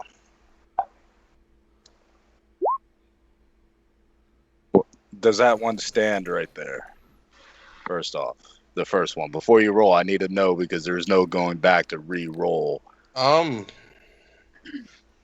go ahead and spend. Drake has 2 hero points currently because we haven't used hero points in forever, and I had a special one granted to me. So I'll go ahead and Solon will use the first spare hero point first. And those of you, like the other player characters around her, you can see there is great distress happening right now. Y'all can spend hero points as well. But those that are on the island, you're looking at plans. Drake, he's drawn a map out for everybody, and everybody's attention falls to Araxes because something is transpiring. Would I be able to get any kind of buffs from Jaff being mentally connected as well? No, because he's being directly both you are Dragon Lords. He can command your dragon as easily as you can command his, theoretically. Fair, but because Jaff and I are mentally connected... That would be a status bonus. You're already getting a status bonus of plus 4. So your 3 different types of bonuses are item bonus, status bonus, and circumstance bonus. So I can't stack a single type of bonus? No, you take the higher of them. Okay. I just didn't know if I could stack or if it was just a set higher.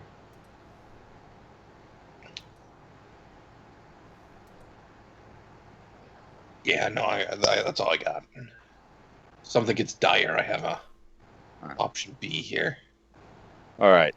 So, I'll re-roll the first one, but I think the 28 will stand for my second roll. I'll just re-roll the first one because I rolled it before we decided.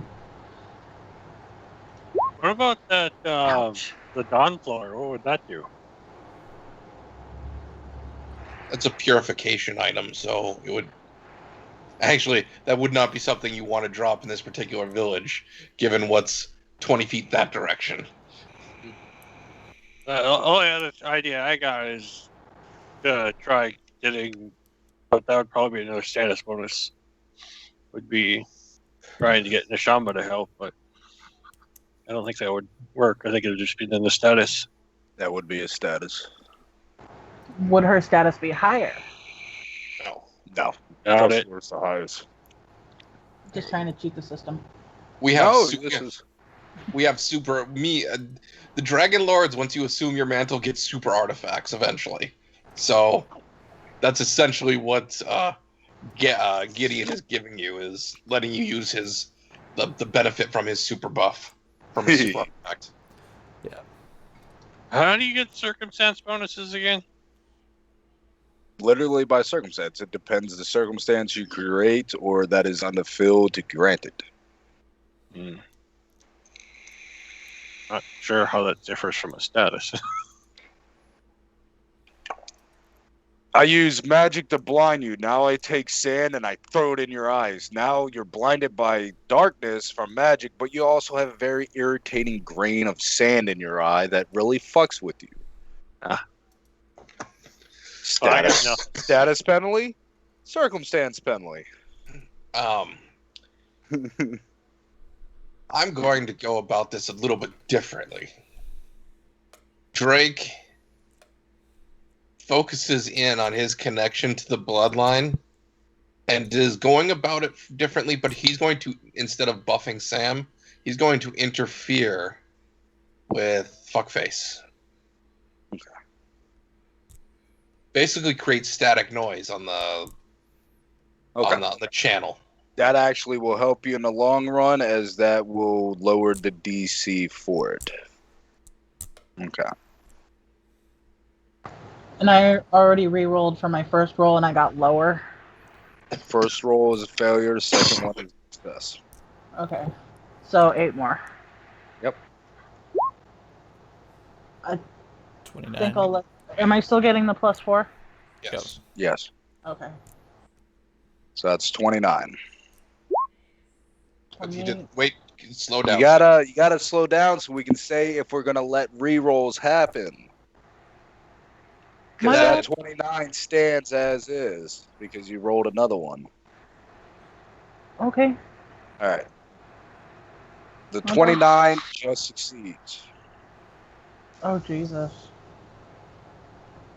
So now I have a 28. You have 2 successes, 1 failure. Solon will drop his second hero point to let you reroll the 24. Ouch. So I got 2 and 2. The bright side, it's not a crit failure. That is true. So yeah, 2 and 2. 28. Throw my hero point there. Jesus. Wow. 2 Exact successes. same rolls. I'm mourning. That's my excuse. That's fine. 3 Hey. 3 and 3 3. failures, 3 successes. This is gonna be a 50-50 split. I'm gonna laugh. I think I'll use my hero point to reroll. Okay. My God. Right. So I'm at 3 and 4. Wait, before you roll, Josh was gonna say something. I was going to ask if Xander could feel any of this. He can. Or You can. could he even do anything right now? He could. Because we haven't been able to get together and do Xandric stuff, so Yeah. Could. Would he have been out by now? No. No. And if he accesses this to try to help, even though I don't think he would know fully what's going on, though. He would fill the divide that Carl Senses was a battle over control of the Silver Dragons. He senses the aid of Gideon to one side and the interference of Drake on the other. The assistance of both Drake and Gideon to one particular side. That's all the information you would have to go off of. So if he was to know that, I think he would side with Drake and Gideon.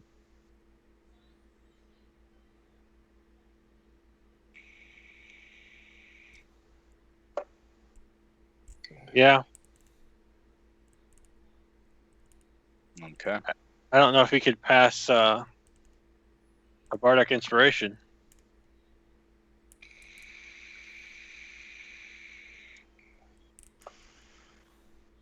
Because we haven't switched over how Bardic Inspiration will work, I will allow you When you use Bardic Inspiration to give your Charisma bonus as the status bonus.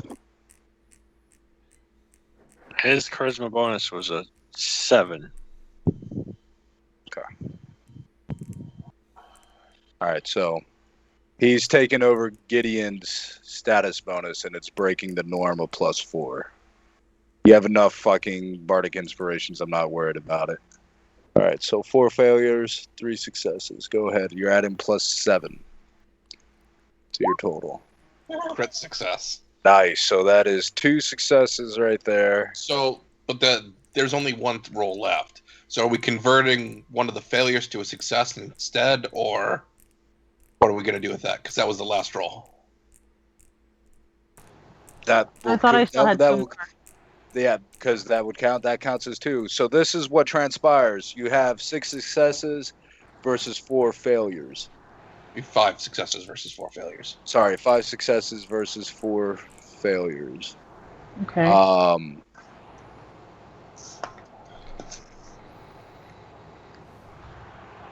No, it should equal out to 10. You said 8. No, I said 10. Pretty Oh. sure I said 10.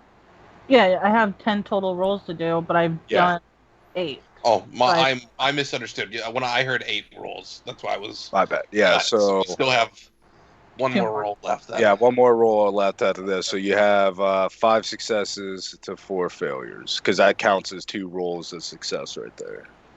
Oh, because I crit success on that counts as 2 That's- rolls. 2, yeah. That's 2 2 in your favor. successes. So I only have one more roll, One more roll.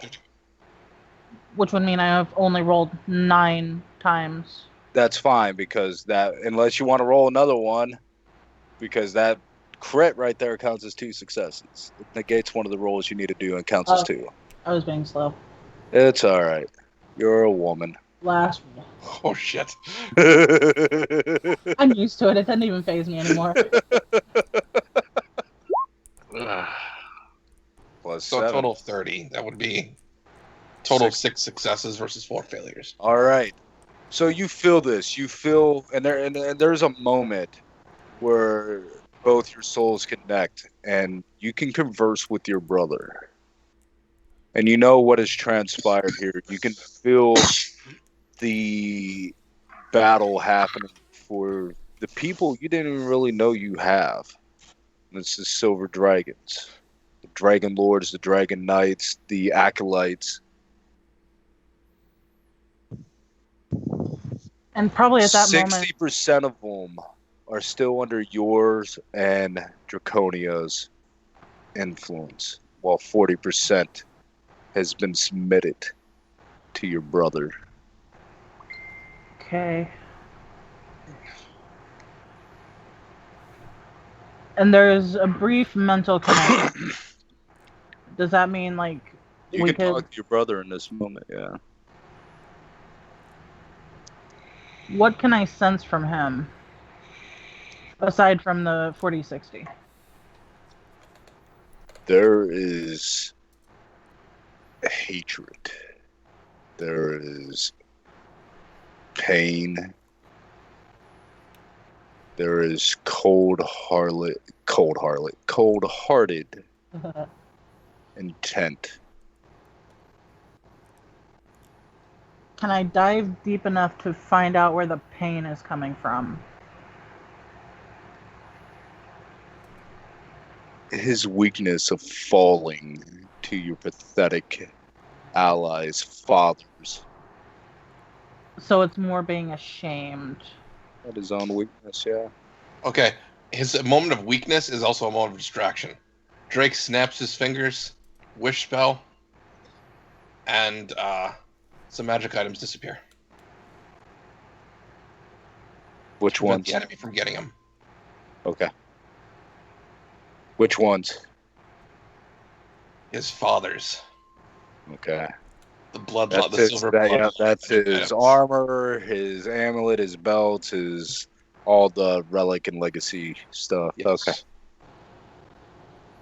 Is there anything you wish to say to your brother right now? You lose. Well, I'm trying to play my character to like neutral, good, like But keeping a there, fair balance, but not. I understand that, but you literally, I sense nothing but evilness coming from him. yeah.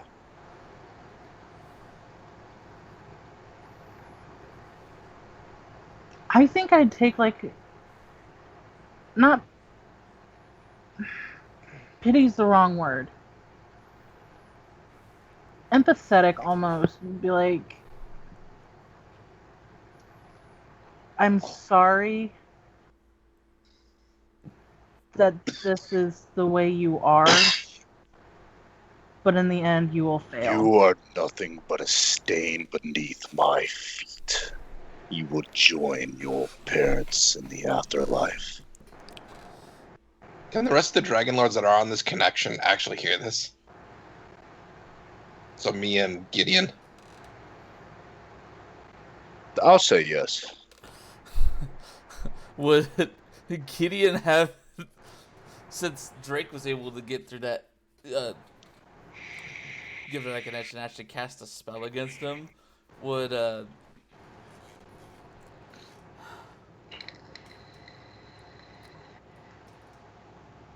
Gideon know his location that way as well? If you begin casting, I put up my hand on your shoulder and shake my head no. Unless it's a curse.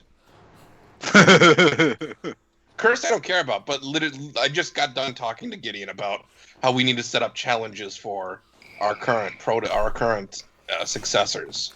And can you think of a better motivation? But napalm. No, I'm joking. I know you can napalm, and that's why I would stop you if that spell I begin to see you casting. But napalm.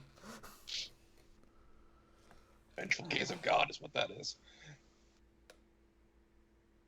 Is that what you're casting, or casting a curse? It matters because Drake can instantly identify any spell at this point. Is he still getting his like 40% of the Sylvan Dragon? I guess line is submitting to him. Yes.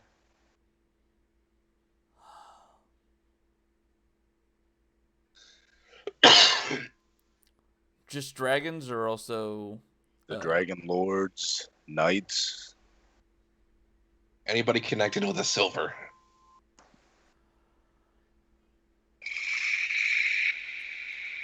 Dragon that was under the silver. It's a secondary line.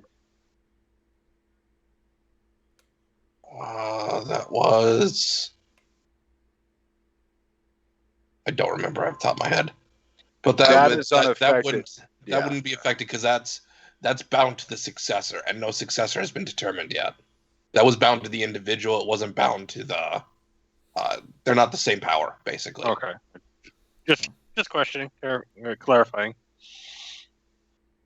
And of course, Sandrock's not going to do anything because it probably took a lot just to do the from where he is. So okay, so you feel pity. What else are you going to say? Anything else? Because I don't want to interrupt. What you're going to say, Sam, before I do something here? All I was going to do was say to him that I'm sorry for the way that he is and the way that he feels, but in the end, he will not succeed. He says that he's going to erase me or kill me or whatever because I'm a stain. I'm going to join our parents. And your parents. My parents, because he did not... He specifically said your parents, directed at me, because he does not claim them as his parents. His father, because we have different mothers, right? Okay. I would send just like a sorrowful expression to him, and then I would disconnect the connection. Yeah, when she goes away, like disconnects the connection, I send him a message. Relinquish your control on the few that you were able to win, or I give her the armor. If you relinquish your control, I promise to turn this over to whoever attains the seat of successor. if you don't relinquish the control. I Go to will it take now. great pleasure in looting your hoard. And the connection's lost. Did he? If the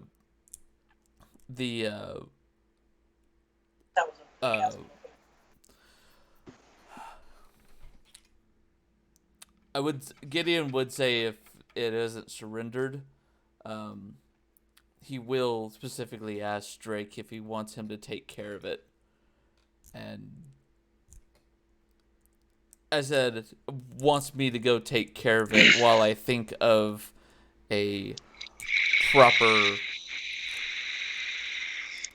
quest or problem to throw in front of my son.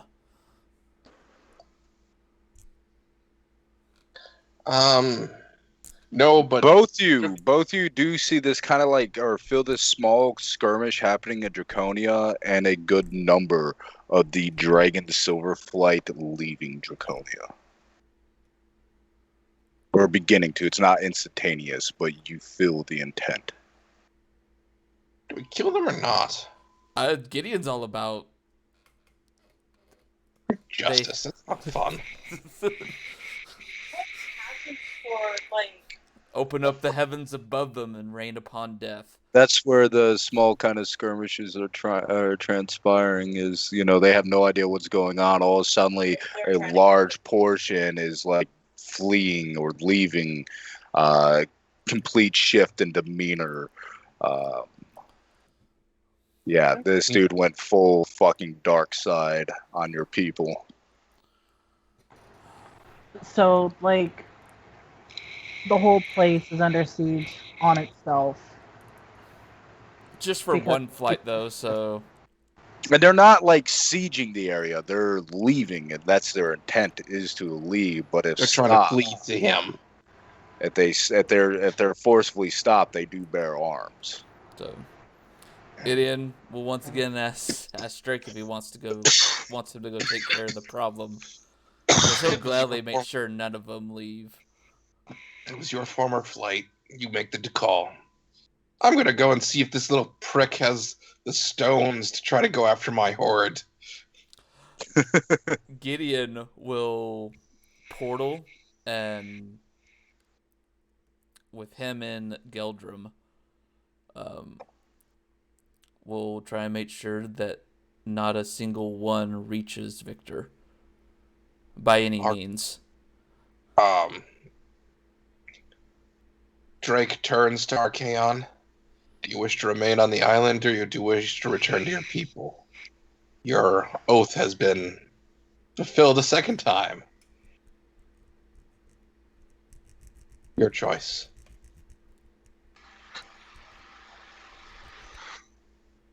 Rogue Navarre is leading a successful campaign.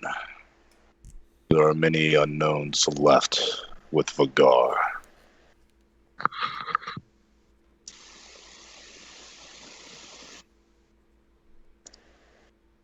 He puts his hand on your shoulder. I will wait here in case my assistance is needed in dealing with Vagar. I will not interfere with the children's quest to gain, the children's quest to gain power unless absolute needed. I'm not going to tell him you're staying.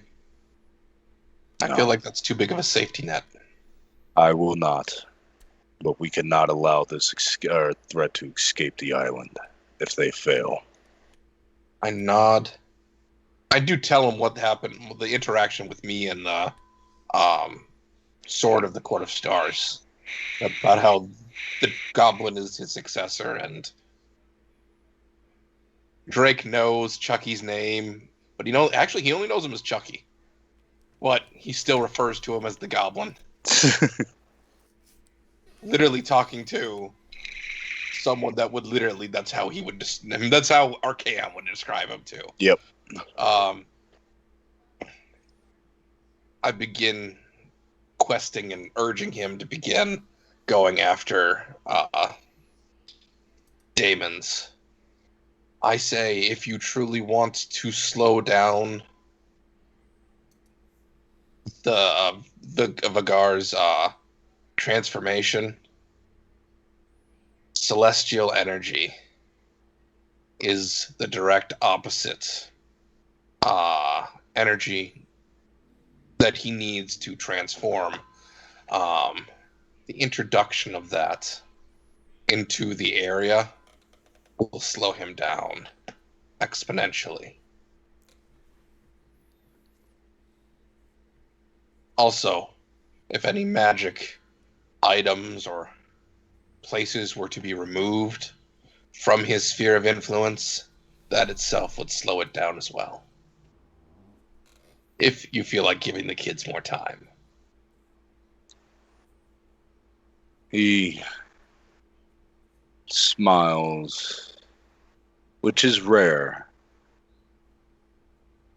Then I have one request of you. Since you can travel the shadow ways, I would ask you to bring Tura here by my side.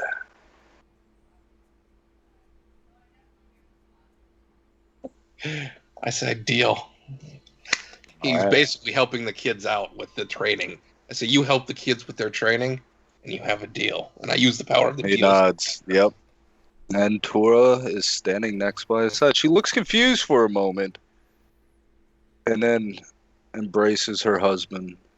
You never could see me coming, could you, as I step through the shadows? Just getting the last word in towards her.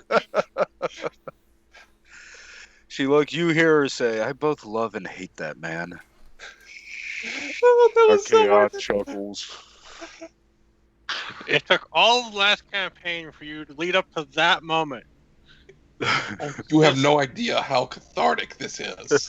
Because you were What- trying all For last everyone- campaign to For anyone stop who's for her watching, sake. I want to point out, very early in the campaign, Drake got an ability to hide himself. Basically super stealth. He prided himself in that ability. And then we were introduced to a character that basically was a seer that basically could just say nope to all of Drake's stealth ability.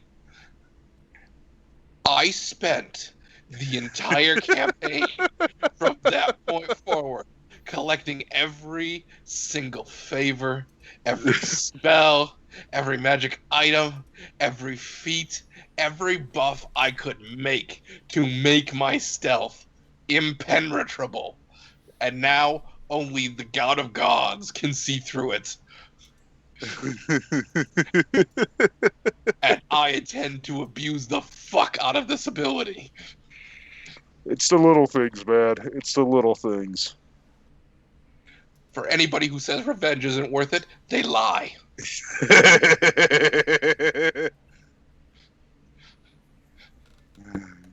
I digress.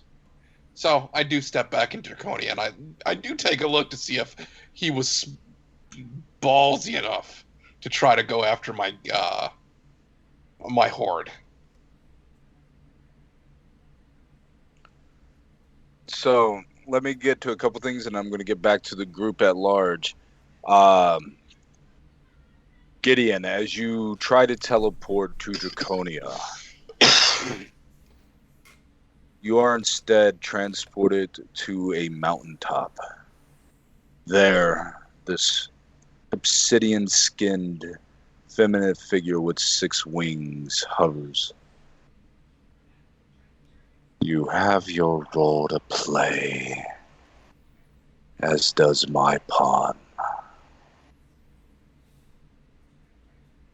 And she vanishes, leaving you on a mountaintop.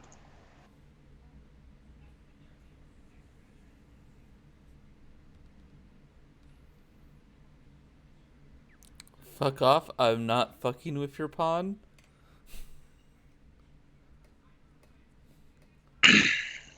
When you try to go stop his minions from leaving,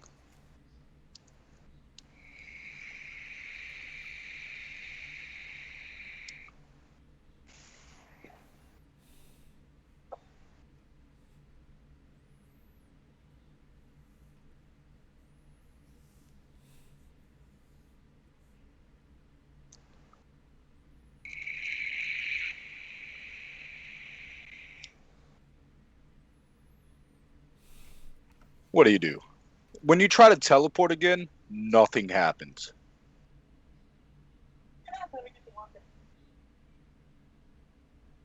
You can summon Geldrum forth and go old school and ride your dragon. And Keldrum is huge, so you're going like super fast. It's just, Yeah. it's still gonna be a few hours. Yeah. My connection with Bahamut and Tiamat, I guess, is not there.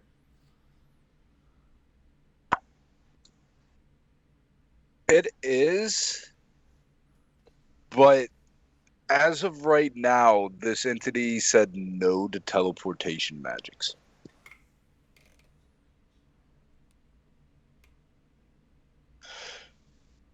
I believe it's enchantment. It's at school. Yeah. Conjuration is teleportation. Are you sure on that? Yep. Every teleportation spell falls under conjuration. At least teleport does. I was looking at that earlier. Yeah. 5th edition and Pathfinder 2nd edition, they changed some spells that previously were in other schools of magic. Enchantment literally just deals with like charms and shit now. Fair enough. Yeah. Which, I really wish they would have picked a different name for that school of magic then, instead of enchantment, because that implies things that, to me, I understand with like enchantment being charmed and shit like that, but it also like invokes a spectrum of other abilities than just charm-based things. So I'll old school it, and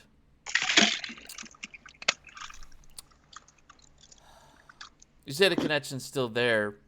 Yeah, basically it put a bubble around you that stops conjuration magic pretty much. Okay. And it has a duration of 8 hours. All right.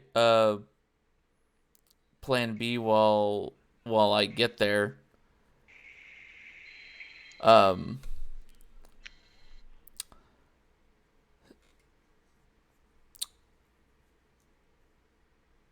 Communication through my paladin link to my order that would still be there, which includes the vampire paladins. That's a thing. Telling them not a silver dragon leaves Draconia, and those that try to leave are traitors. Okay. All right. Drake, you go to your various swords, and nothing seems out of place. It's not until you get to an area nobody should know about. It's a room filled with mirrors.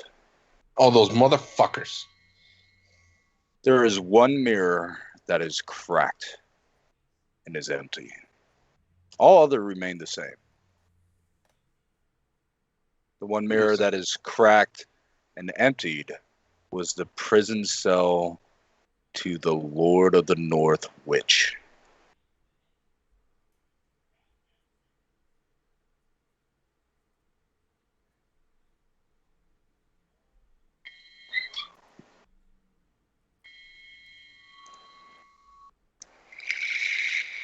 I send a... Fuck. What's the most important... Okay, here's a riddle for everybody. What's the most distinguishing feature about an echo?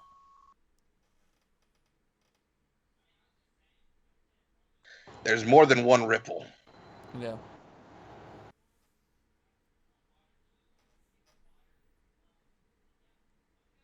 I immediately connect with Archaon. Okay. I know who the bitch was that was overseeing us. Overseeing our battle with the Dark Messiah.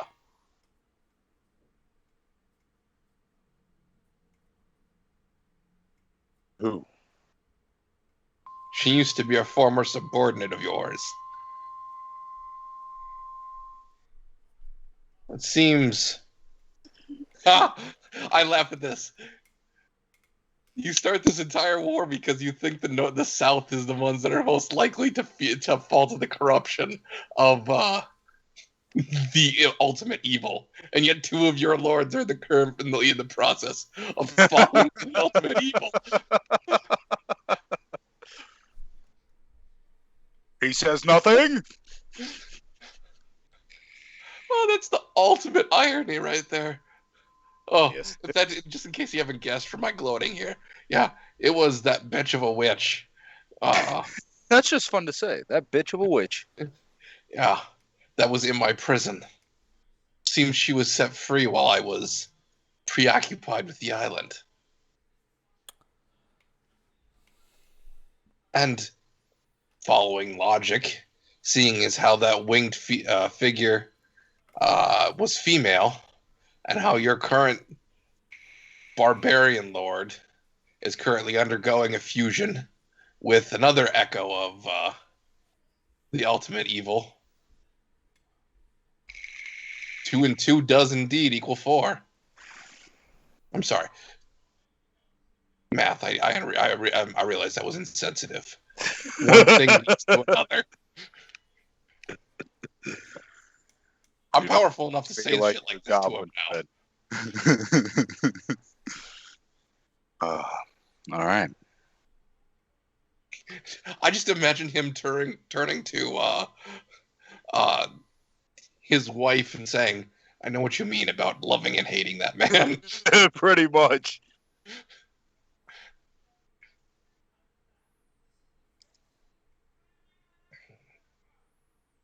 Yeah, that's basically where I'm going to leave that, because no one else has met her. I tell Gideon about it. Gideon, your vampires over the course of this, we're just handling a couple things right now real quick. Over the course of it, your forces do stop 10% or 10% of the 40 that we're leaving. So only 30 managed to get out. Okay. Drake's does not with turn success. Loose. Drake does not turn loose his dragon flights to do so. Okay. Does Gideon ask why? I'm just curious so we can get this out of the way if he does ask. If not, then fine. I figure because you know I got fucked with, so you're not pushing the issue at the moment. No, I actually didn't know you got fucked with. Ah. You teleported, remember? Yeah. I teleported after you. And you didn't tell anybody through the link that you were waylaid. Yeah, Gideon did ask. I say, because the ones that fell are the weakest of the silvers and would have fallen anyways when it comes time to the final battle. I view this as an excellent opportunity to clean house. I'm not worried about the blues or the I think I chose sapphires. Or the sapphires, because nobody breaks a deal of mine. And every other bloodline is actually tied to a bloodline.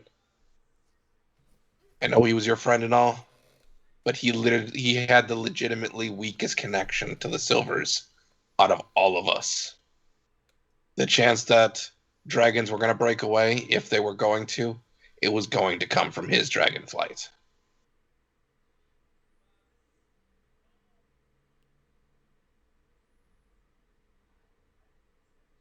And I'd rather deal with... The only other one that may have been not necessarily easy, but would have probably succumbed some would have been the white. But y'all squashed that before Vorgoth could ever take.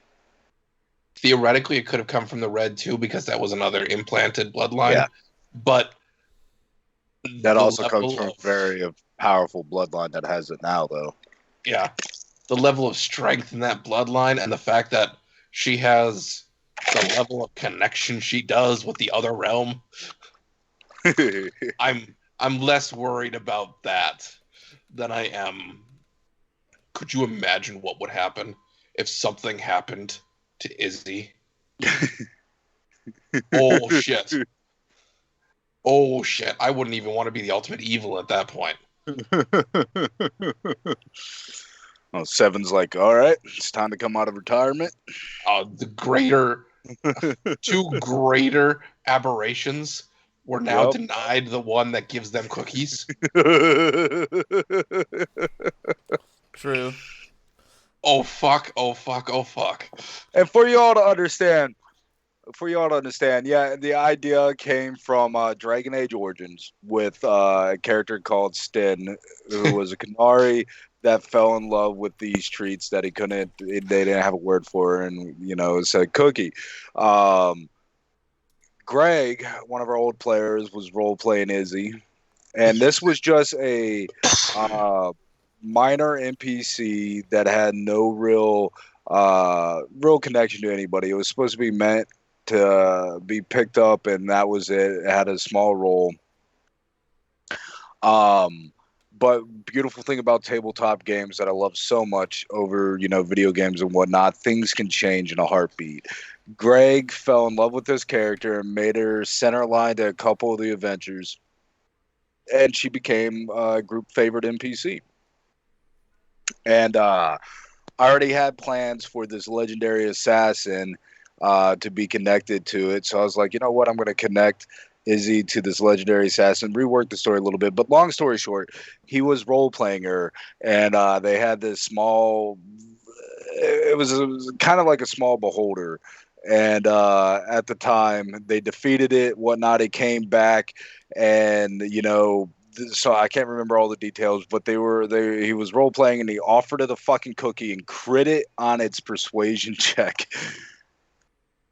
and it just cascaded from there. And the beholder became her best friend, and yeah, it was just fucking awesome. Tabletop games have such a special place in the hobby of gaming for these reasons alone. Just amazing. Okay. With that heartwarming story, back to game. I guess we don't really have anything Drake and Gideon wise to take care of. I simply tell him I prefer our enemy working with forces I know how to counter, as opposed to forces I have no idea are coming. And they needed to be culled anyways. If you out of game, if you remember, he was recruiting people left and right to rebuild and expand his Silver Dragonflight and his order of mercenaries. Literally, he probably has the biggest Dragonflight out of everyone at this juncture, or did. I probably had one of the smallest, and yeah, the only one that might rival him in numbers would be the Gold Dragon bloodline at this point. Yep. Because of the sheer number of people that came over when they joined us. Yep. So that's the whole reason why I say his numbers were going to need to be culled eventually anyways, because they were going to turn against us. Yep. And Drake's an evil bastard like that. All right, so back to the group. Now, all that side stuff happened. Back to the group on the island. Chucky, Solon, Draven, and Gavin. You see Araxis, she's holding her chest. There's tears down her eyes. You can definitely tell there was some kind of struggle there. What do y'all do? Are you okay? you hear him? After the struggle mentally is over with, my character is definitely out of breath and probably visibly shaken.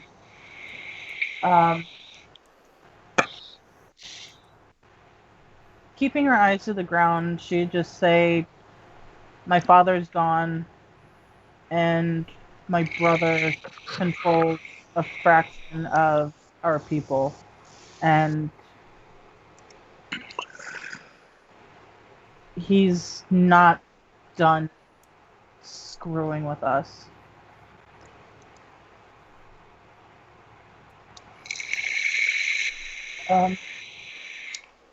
During the whole thing, would I have been able to get any idea how my father was killed, or just that he was killed? He was killed.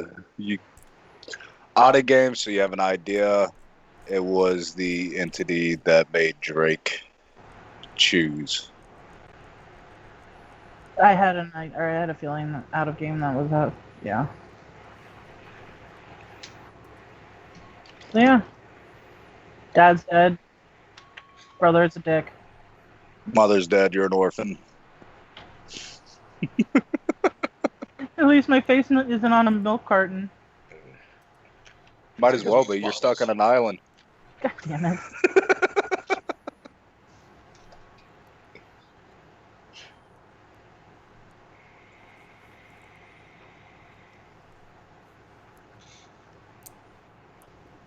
Would I have to roll anything for that to have shaken or broken my character a little?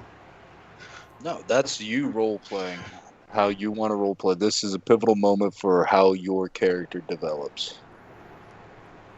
There might be like a hairline fracture. Cracks are Definitely beginning sorrow. to show. Yeah. Yeah. But if anything, definitely more determined.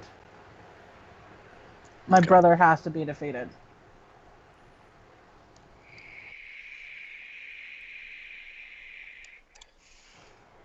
Drake holds out the map. I've circled everything that's left that is of importance. There are other locations that I think would be handy, but those are mostly locations of magic items. These are either mysterious locations that may or may not hold something, but are vaguely worded in the description I've found, or are places that I know we need to visit. Anything of super import is double squared. L17 and L18 are yours, I point to Chucky. They hold the spire and the pool. J17, I say there is a black shard there. That is the cause of the swamp.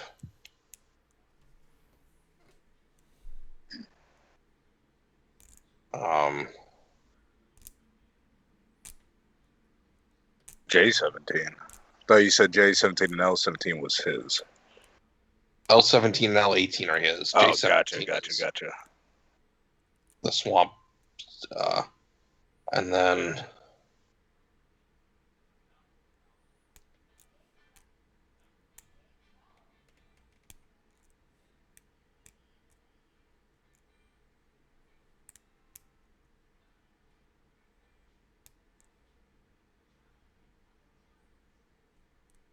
yeah, those were the only ones that I have double as of this moment.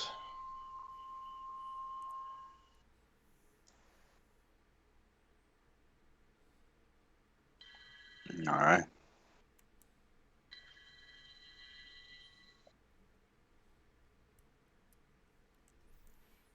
So what do people have to say?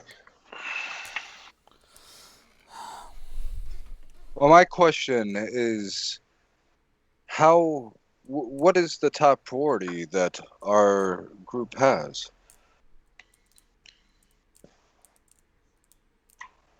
Getting stronger. Yeah. Mm-hmm. improving our position, I guess, would be a better way to put it. I would also add gaining understanding.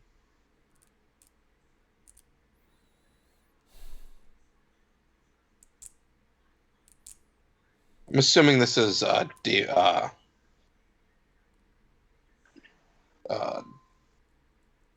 I want to say Damien, but that's not it. Draven. Draven. Yeah, that was Draven. Sorry. I'll get better at more concise voices for the next campaign. This one, like I said, I'm finishing this campaign for you all because this campaign went against everything I wanted. You gave us I've had opportunity. I've had fun. Don't get me wrong, but this is definitely not what I envisioned from at all. That happens too. That's one of the joys of tabletop games.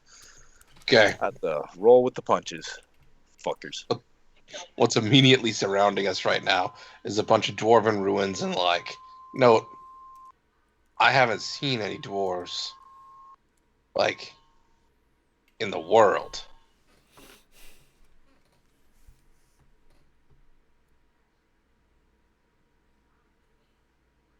No, we have one dwarf, and that's a dragon lord. That's right. I always forget about him, though.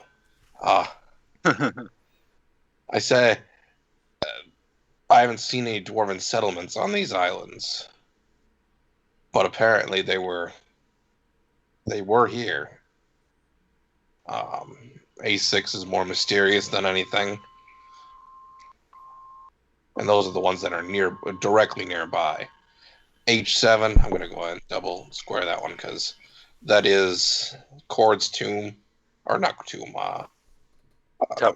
temple, which is of high import. Yeah. And those are the ones that are closest to us. Yeah. So do we want to start?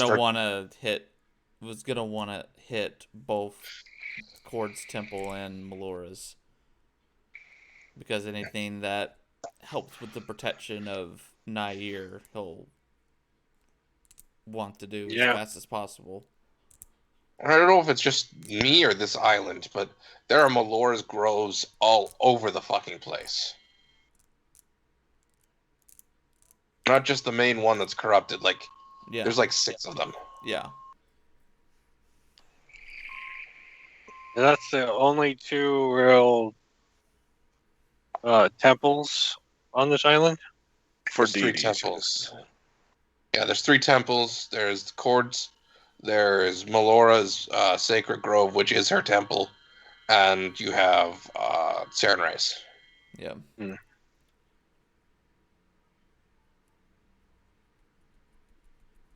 Yeah, because I'm really curious. She hasn't told me of any temples, but I am curious if she has one on one of these island chains. If they were going to be anywhere, these would be the island chains that would be on. I suppose. So here's the question. Get this out of the way quickly. Technically, we can teleport back to this spot. So are we going directly after our most important objectives, or are we going to clear out batches of objectives as they get near?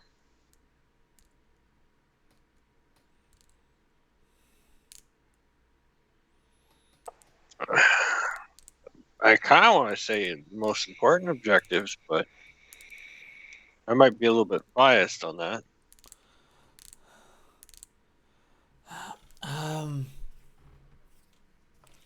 I am of the important, as long as we're going towards one of the important objectives. If we hit, so go towards an important objectives, but clear out the objectives along the way. Your thoughts, Sam?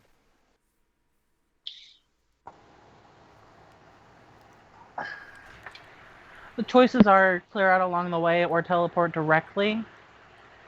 As close as possible.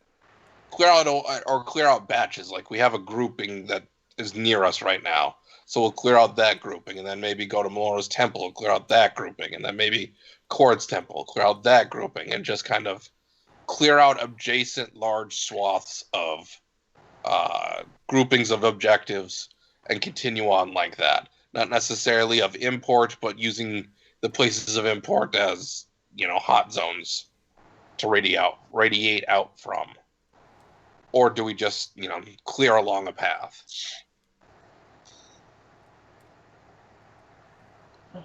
Where are we currently? A5, upper left-hand corner.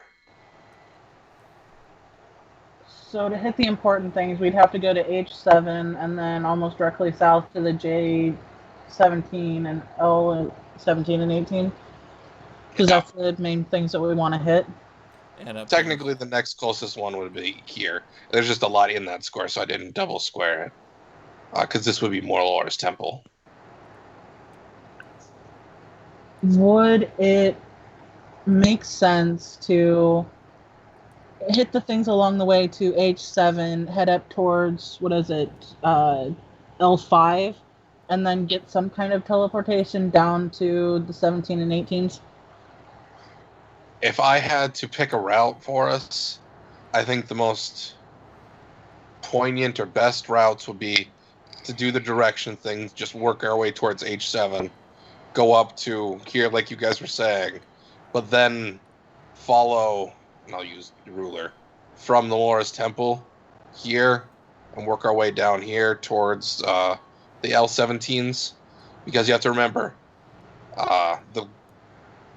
I think it's S, Derek, is the line where they currently have everything from that line over is U, I cleared out. believe.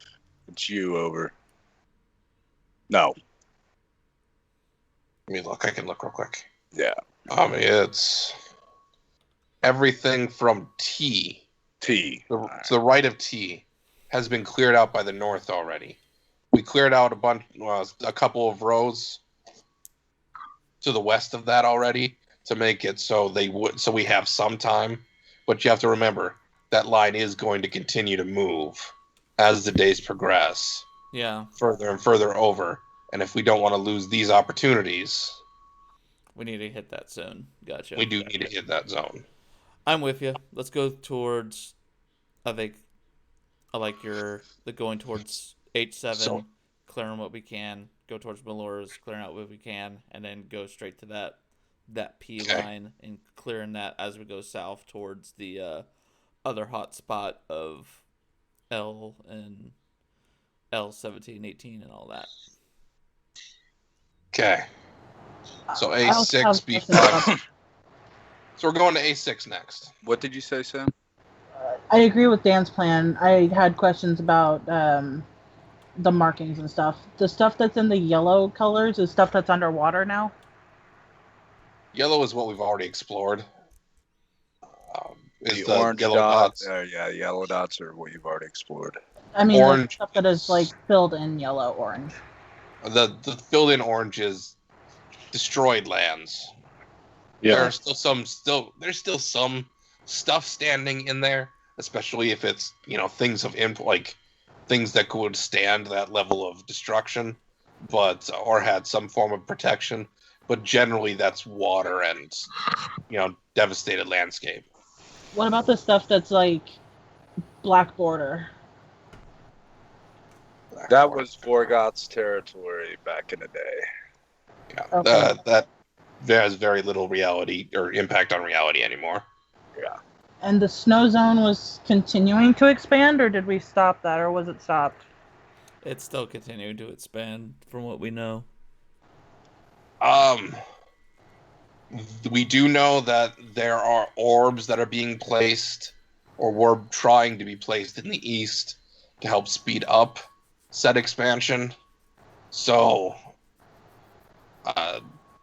hitting those is probably of... I don't know if that weakened the expansion or not.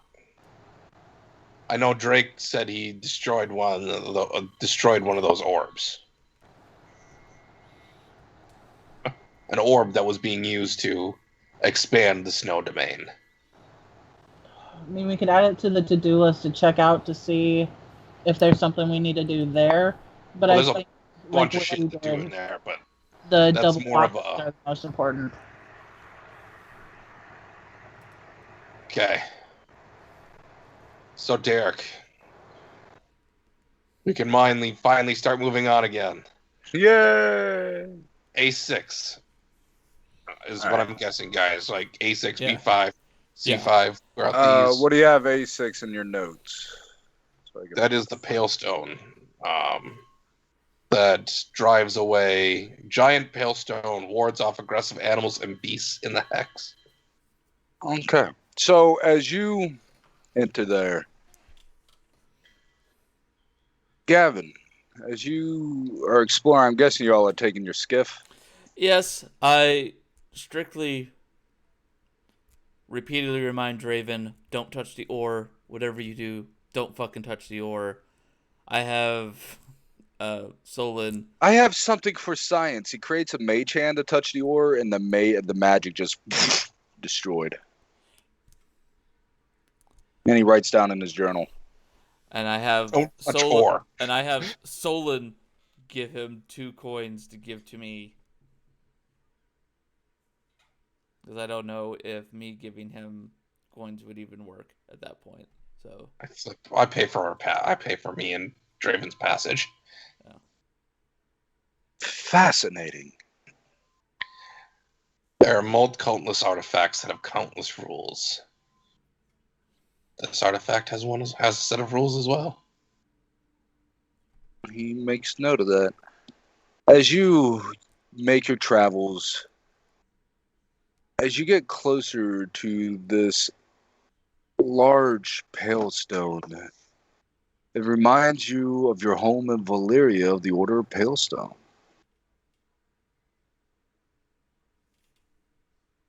For there, within the heart of the city of Thros, is a similar natural stone that looks just like this, giving it its name. Your people know that the properties of this, they make weapons and or break down the stone and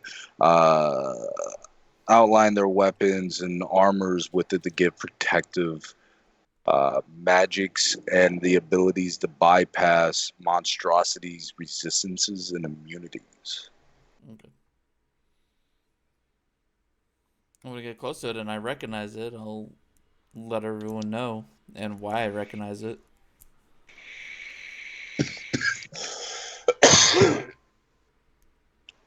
It is, a couple of the legendary crafters, and some of the legendary warriors of the Order of Palestone. And you've seen it in action when you were just a recruit. Their weapons can pierce immunities. Oh. But that is also somebody of a legendary crafting capabilities to be able to do that. I look at it and I say, I can make a weapon with this. I literally have legendary classification in crafting. Nice. That is, if you said that stuff out loud. Yeah, no, it was definitely something I would let you guys know of and why I seem to recognize it and everything. So I can do it.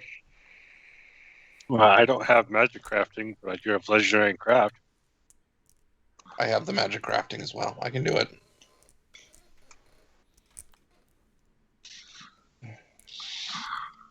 Okay. Does anybody say anything to this, or are we just I don't use weapons? Yeah, this is important for the weapon users. He could make really good shit with this. This bypasses.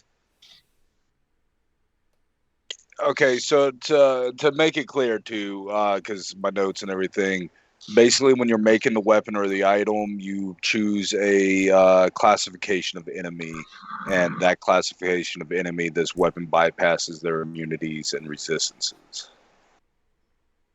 And So- just in what we're fighting. Yep. Can an existing weapon be upgraded with it?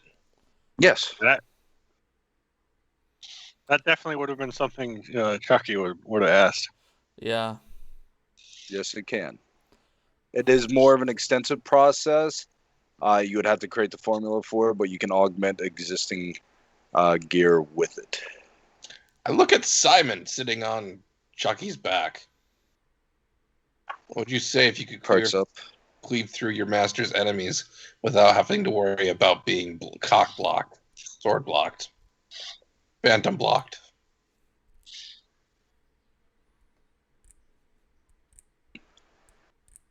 I would greatly enjoy this if you equip my minion with such a means.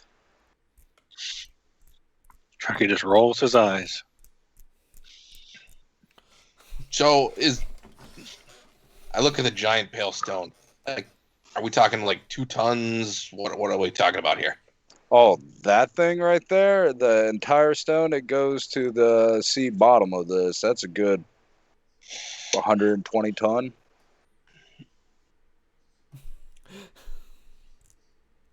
Got it. It's So- a massive land structure, yeah. So I'll go ahead and I'll harvest, let's say, a good 100 pounds of this stone. Okay. Go ahead and mark it in my Well, if you do that, well, how are you harvesting it so I can then put together a time frame? Chucky, swing your axe. Chucky would have been like, I probably should collect some of this for my brother anyways, so yeah. Be helpful. So doing this would take roughly about, we'll say, 2 hours. Chucky strength, what's your strength? 24. We'll say an hour. All right. You collect it. While you have 100 pounds of it, you do notice like the individual chunks, they feel light, unencumbering. If I was to collect like 10 pounds, would that increase the time much? Or Nah. so I'd be collecting. Yeah, like, let's about 5-10 minutes. I'd be collecting some just as a sample for my brother because Yeah. he finds out about that. I'd get yelled at. He'd be saying that, just like, I'm collecting, I gotta collect this for my brother. What's your intelligence score, Charlie? I have the modifier of 2. So that is 14. 14. All right, never mind. So- You and Chucky had the same intelligence. I was supposed to say, he's been insulting Chucky this whole time, and Chucky's as smart as you. Yes, but he's been insulting your height. He's been insulting my intelligence too, because learning to read. I mean, and you've taken it so personally, and you haven't asked this question before, so what does that say about you?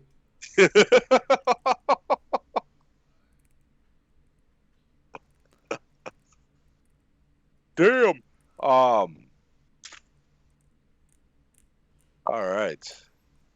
Where to next? It is.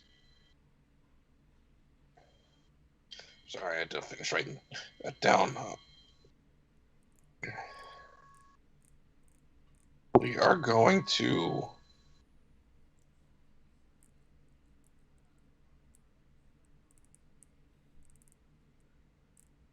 B5. All right. Go underwater, and it takes you about,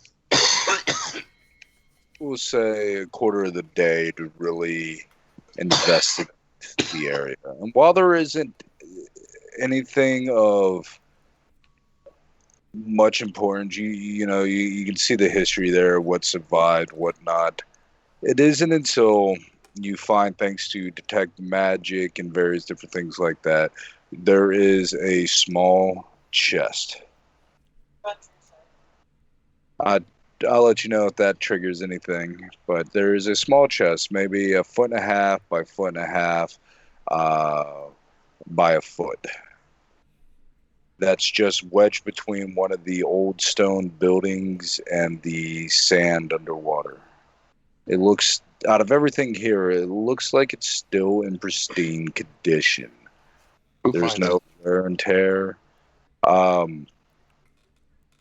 If it matters, whoever has detect magic on. Okay. I send a signal up, prestidigitation, to kind of just like flare to draw people's attention. Okay. Because I'd be the one. I have the magic detecting eyes. Yep. Yeah. Y'all, I'm guessing everybody converges together. Do we leave Draven up on the boat alone? Because Yes. all of us have aquatic or as some Yeah, he type. does not. Actually, he doesn't does either. have water breathing as one of his spells. So he would cast it on himself and go underwater. He would go with you. This is good to Just on clarify. himself or Eve too, but she doesn't have it either. He'd cast it on her. If he knew that she couldn't, he would have it because it can affect more than one person. Yeah, that's what I was asking. I have my okay. How fascinated is he by my water jets? As I'm Iron Manning it around down here.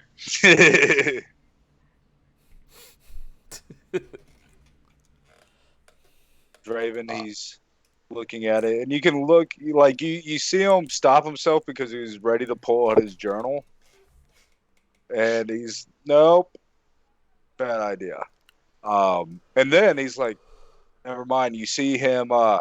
He grabs his book, and then he creates an air pocket around his hand, and then puts his other hand into the air pocket and writes. So as soon as people gather around, I cast the spell Unlock. Because it's a cantrip.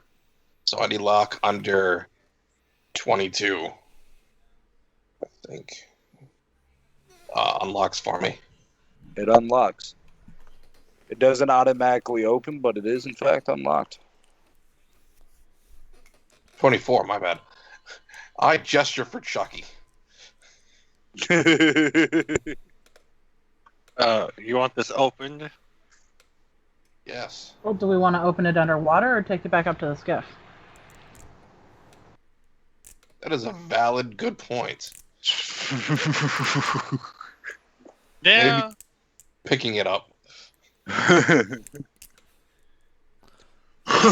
Better not destroy my skin. No. All right. Chucky goes and tries to pick it up. Pick it up relatively easy. It's not even that heavy. I mean, it's a little awkward to dislodge it because you're underwater. Nothing happens. The box isn't like deteriorated or anything at all. No. The box itself is a low-level magical item. The lock itself had a lock DC of 22, so you break there, it opens up because I believe you said 22? 24. 24, yeah. You definitely beat it. At 22, I was like, all right, he meets it, so. So we'll bring it up to the skiff and see what we found. Yep. You open it up, and it's a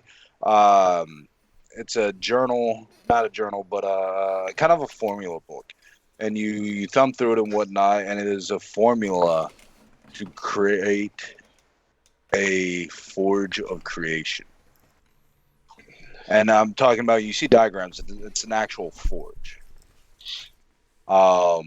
What's your passive intelligence, Solon? 22. 22. Forges of creation were what were used to create the relics, weapons, and armors of your fathers, your ancestral weapons. I speak up about what this is. How many build points does it take to create? It takes 120 build points.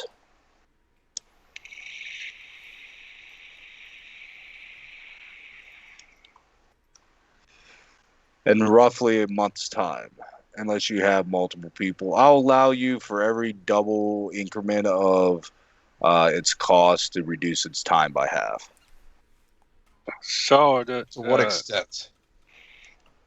Like, what's the What's the most I can reduce it down to? A day.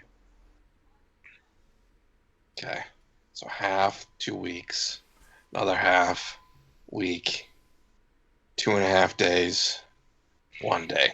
So if I multiply the cost by 4, I can get it down to a single day. Yep. Sold. All right. I mean, obviously, we got to choose where you're going to create it and whatnot. This is a permanent fixture, so make sure you place it where you want it to be placed. Well, I mean, if we have the formula for it, we could create more, technically, right? Yes, it's expensive as all fuck to create. Mm-hmm. It's just that I got lucky with a certain dip that I got. Yeah. Setting up 4,000 build points. What the? It literally, at this point, My 32 would be a drop in the pond. Yeah. I'm sitting on materials, processed materials to build shit just out the yin yang. All I require is a workforce to put them together. Yep. So I'm guessing with a legendary craft, Chucky would recognize some of it. you need to have legendary crafting to be whoever's investing. You have to be the one. You're there for the creation of this. You have to have legendary crafting to be able to build this. You do understand it. You see the principles, and even though you're not like, do you have a craft magic item or the craft Not magic? yet. While you don't understand necessarily like the magical formulas behind it, you do understand the intricacies and the precise nature of how this is made and what can be made from it. Me and your brother are going to be the kids in a candy store once we get this built. But I whispered to Chucky, I say, what if we built the smelter out of palestone? That would be very intriguing. It breaks down resistances, so we could take almost any material we could get our hands on, and it would break down unbelievably easy. Let's do that. I want to do that now. And my brother is. I agree. He'd be a kid in the candy store. Yeah, this Just by is looking at- to make it clear too. Like this formula is to make an entire. It's just not the forge itself. It's labeled the formula for the forge of creation, but there's the forge, the smelty, the quencher, and all the various different things that go in it. It's its own What's structure. 100 pounds of palestone? Is that enough palestone to actually build the smelter? The smelter part, I would say, let's see. We're talking old world kind of smelter. You would probably want about 300 pounds. We need to go mining. Do you want to go and collect the remaining palestone, and we'll search C5, and then you can meet us there? After all, you have as much speed as I do. True, and I can, and because of the one left, I can fly. And you're aquatic, so you can technically swim it too, just as fast. And if I put giant stones, dwarf made out of stone, I do apologize. It should have just, because I was copying. It should be dwarf made out of solid stone.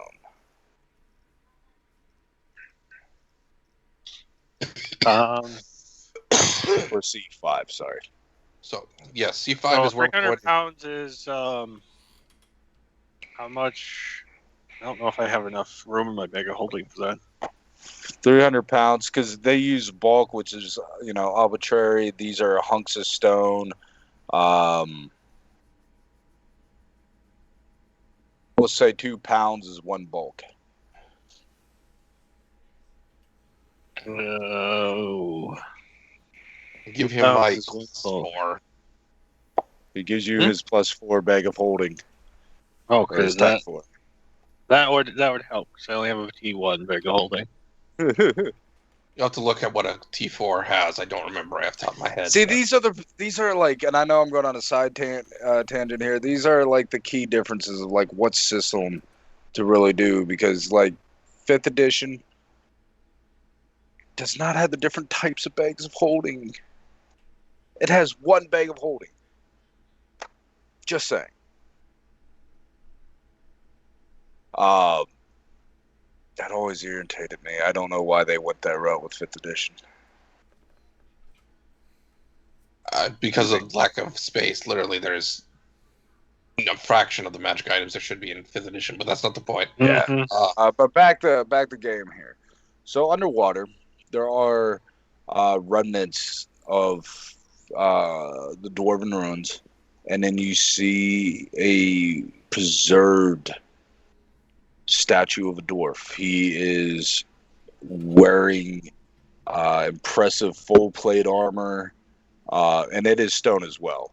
A shield, a tower shield with spikes on it, and an impressive looking battle axe.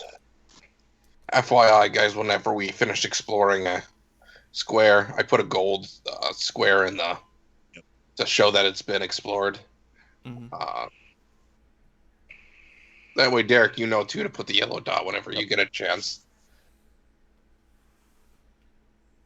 So, I go up to this dwarf statue.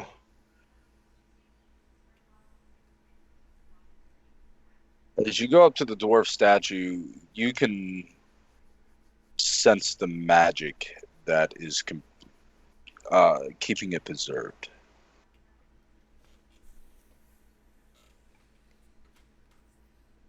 Give me a investigation check. Assuming you mean perception, because investigation Perception, doesn't exist. Yeah. That's a D&D one. I've been reading multiple books. Crit. All right. So as you look it over and you study it, it's a little paradoxical. It is stone, but it is living stone. So kind of like those guardians that we found before. Kind of, yes. Hey guys, I think this thing can wake up.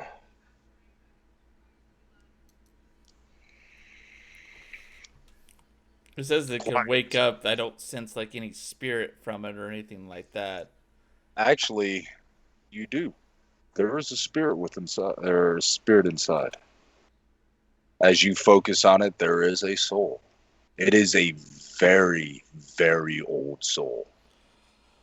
I tell him, wait. I look into the eyes of the the stone statue, and I want to judge the soul. He's a bit of a drunk, bit of an asshole, but all around decent guy. Jumba? I give Solon the Jumbo's a thumb. drug addict. He does not partake in the drink usually. I give Solon a thumbs up and tell him he passed the test.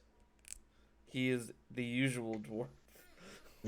What you do notice though, like all your living companions and whatnot, except for Solon, because he doesn't have a predetermined lifespan by age. Neither does this entity.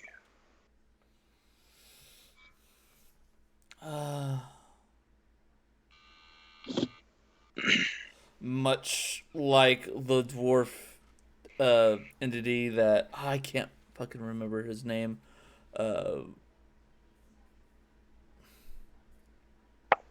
The one we also ran to on this island during the labyrinth.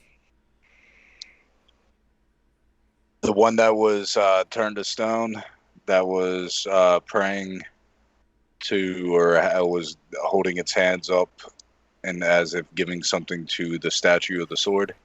No, what I was thinking of the same dwarf builder that helped us at the last campaign. Oh, him. Got you. Yeah. No, actually different. So different age thing completely from that. Okay. I will let Solon know he checks out. I will let you know that, if I'm saying this right, that he is ageless.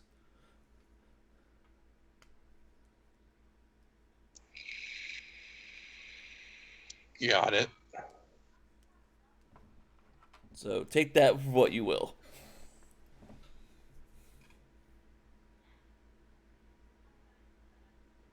So I begin to.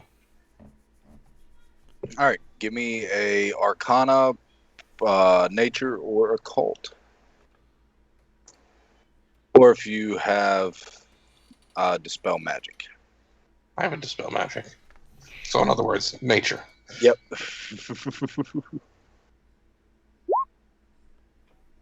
Okay.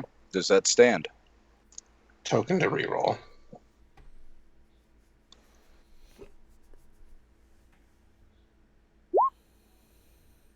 $23. All right. You concentrate, and after a few minutes, he starts moving. Bloody hell! He squints its eyes, and you notice he's still stone. Who are you? Oh, was I? Oh, that must have been a hell of a drink. Why? This doesn't look right as he looks around. I'm underwater. Blub, blub, blub. Bub, bub, bub.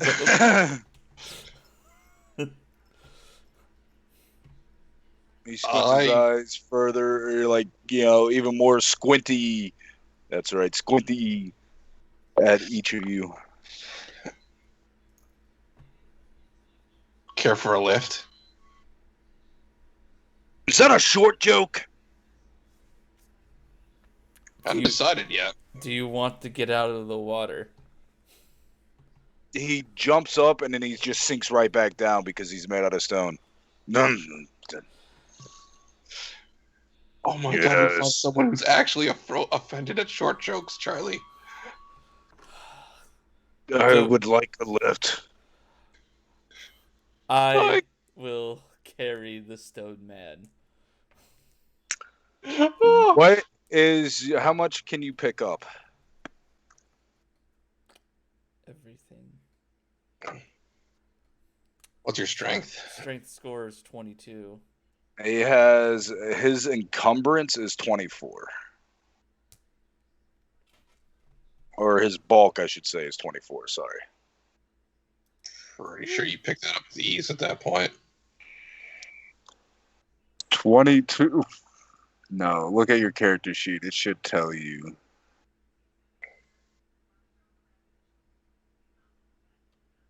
What if multiple people try lifting? Your maximum is your base strength, or base 10 plus your strength modifier. So that's 16. Come on, lad. You're going to have to put more oomph in it than that.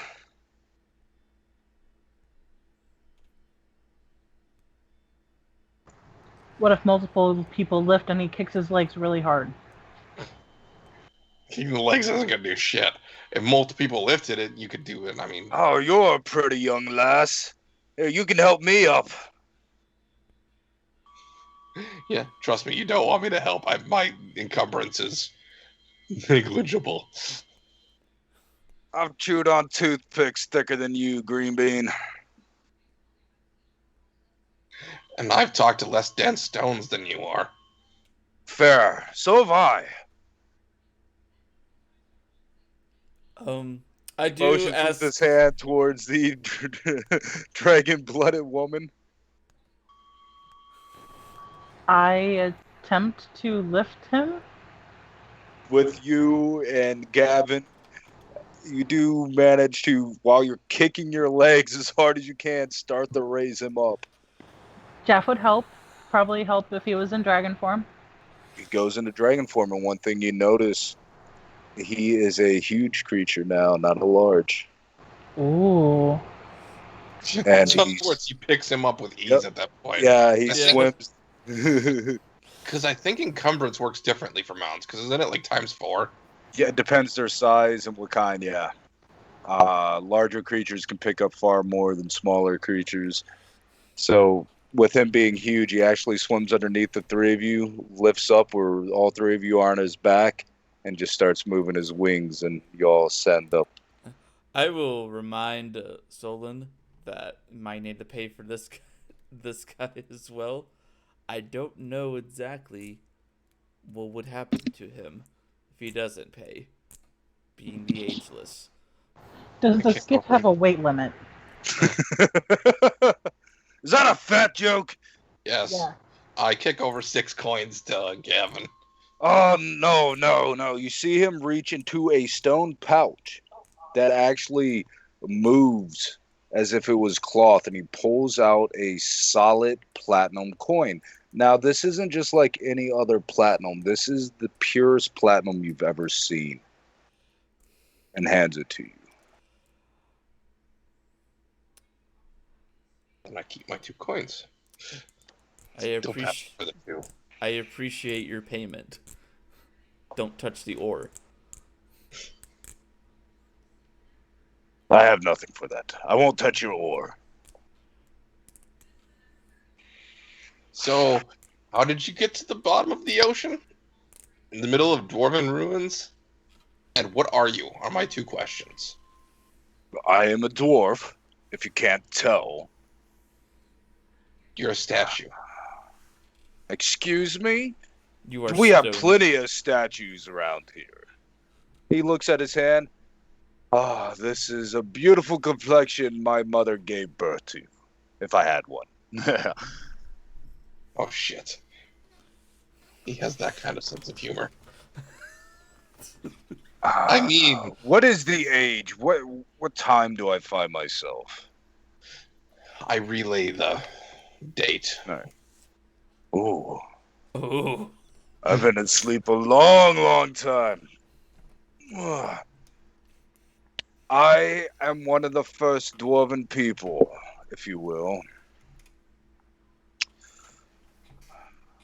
Wow, that's a long time. Huh. I need a drink. Tell me one of y'all have a drink. Pass him a bottle of blood wine. or do you give him the really, really good jumbo one? Do you really want someone who's drunk that wine on your skiff? No. He That's what I uses thought. his teeth to pop the cork and just downs it. Oh, I was afraid my people would succumb to death at some point. That bastard Asmodeus gave us the curse of flesh. Do. He's doing math in his head and he just gives up. That about right. Needless to say, a long time ago, that bastard, when the primordial lords ravaged the lands and we were but slaves to the earth, titan, god beast, whatever the hell you'd call them, to turn the tides in their favor against the earthen lord, that bastard gave us the curse of flesh. I, however, am a supreme specimen of my people and did not succumb to such pathetic magic. So you were asleep when it happened. That might be the case. I don't quite remember. I had a lot to drink that day. So, Can a stone get drunk? He just continues drinking. but sometimes the drunk get stoned. But my question to add is what is your name? Torgoth.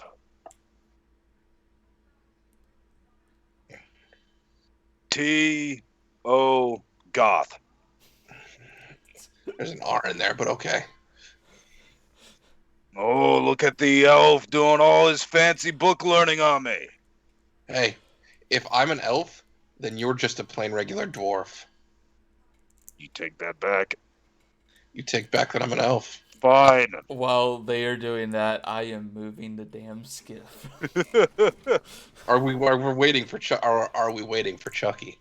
Because he should be allowed fairly soon Yeah. here. I mean, it doesn't take long for him to bust open I enough. mean, with the added cargo, I'm pretty sure he might be faster. Between that and how long it took us to search below, Derek, it's up to you how far out Chucky is. I'm kind of curious. Maybe taking you because you can move 6 hexes per day with your skiff. Between a time elapse, we'll say a total of 3 actions of your 6 allotted for the day have been used to go back and pick up Chucky. No, Chucky was going to meet us here because it was going to take a few hours to mine the thing. Oh, Because gotcha. Chucky can move as fast It as still falls within 2 action frame then.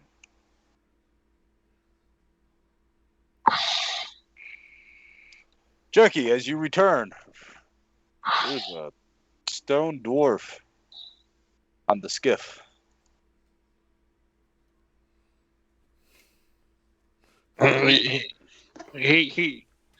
Chucky's just like, here's your bag of holding back. It's full.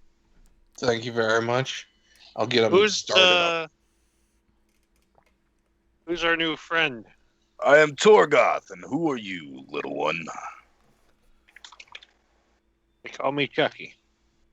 I really thought you were going to say it. They call me Kettle. Kettle? Why would I say call me Kettle? Because the pod just called you short.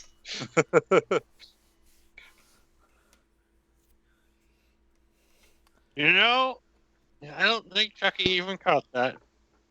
I think he's too tired to catch that. So I'm going to ask a favor of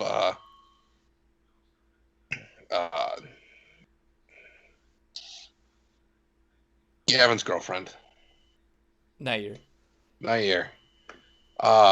if she could open up a portal so I could give the resources required over to Chucky's brother so he could oversee the construction of said magical workshop in Vorgoth's capital. There might be an issue with that. You have to be legendary.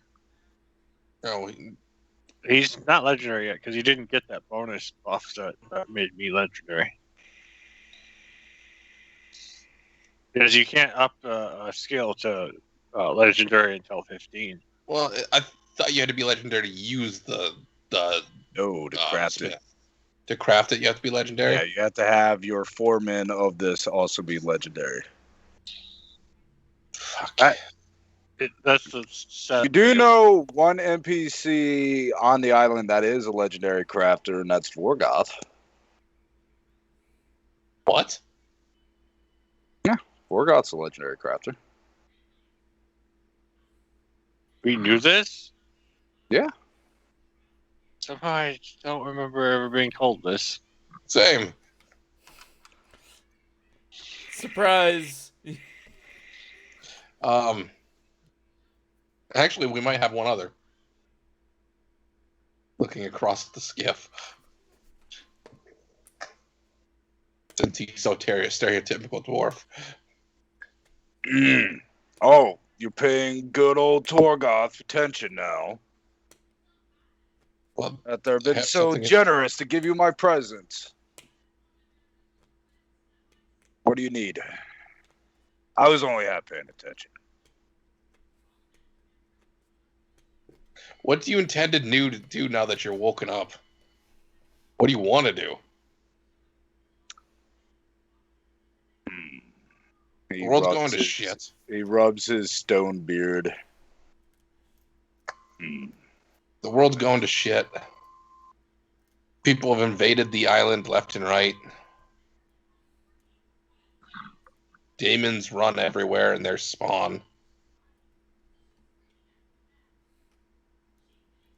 Their boss, the demon's boss, is stirring up trouble.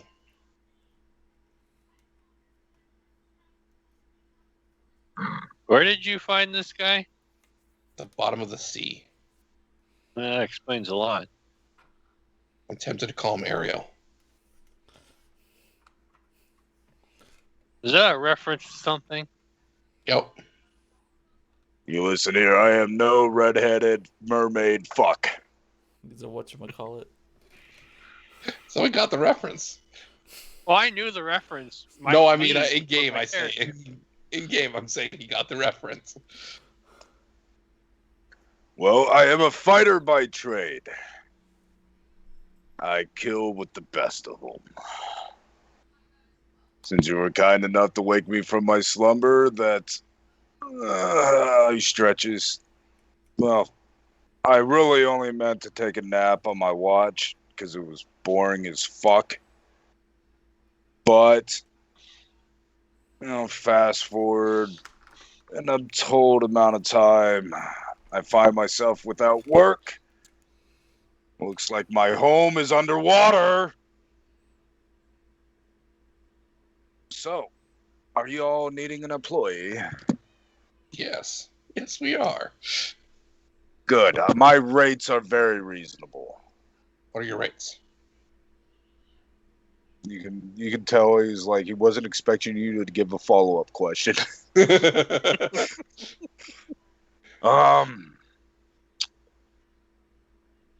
Tell you what. 3 of those bottles every week.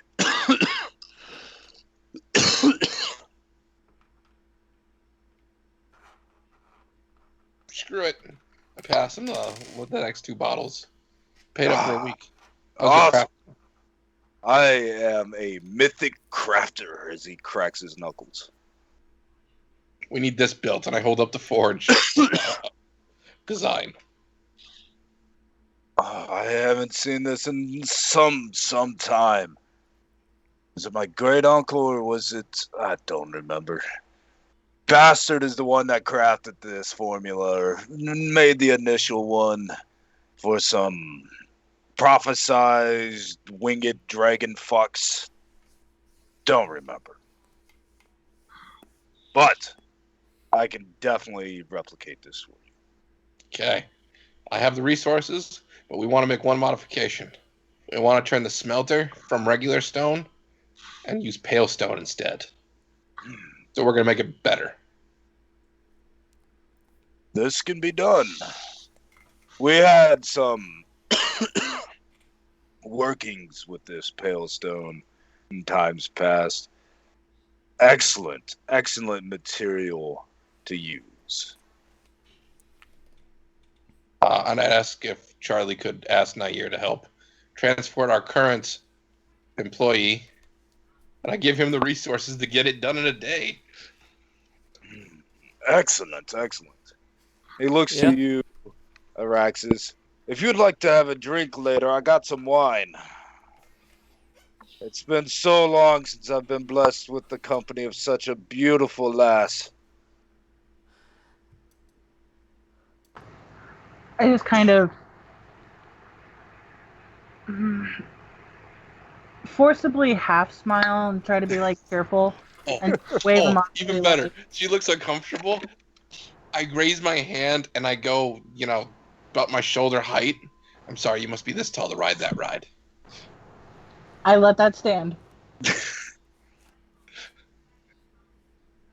He reaches into his pouch and pulls out a gem and crushes it, and you see him in large. And he's as tall as... I dispel magic. Oh. Bitch, please. I'm a caster. Cock-blocking fucking son of a... And he just steps through the fucking portal. I look to Solon and whisper, "Thank you." You're welcome. I warn. I asked Nair to warn Siler and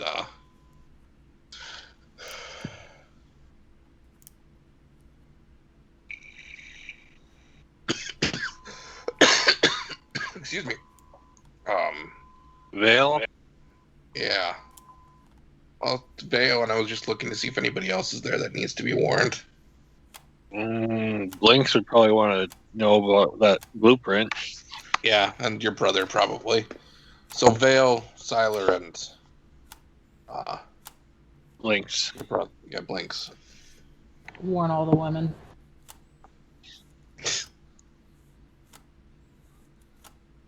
I don't think they'll need warning. I think they'll be able to smell him a mile away. He kind of smells like under the sea clam. With a wine glaze. Yeah, apparently. So we have one action left before we need to rest for the day. Do we want to rest at D5 or do we want to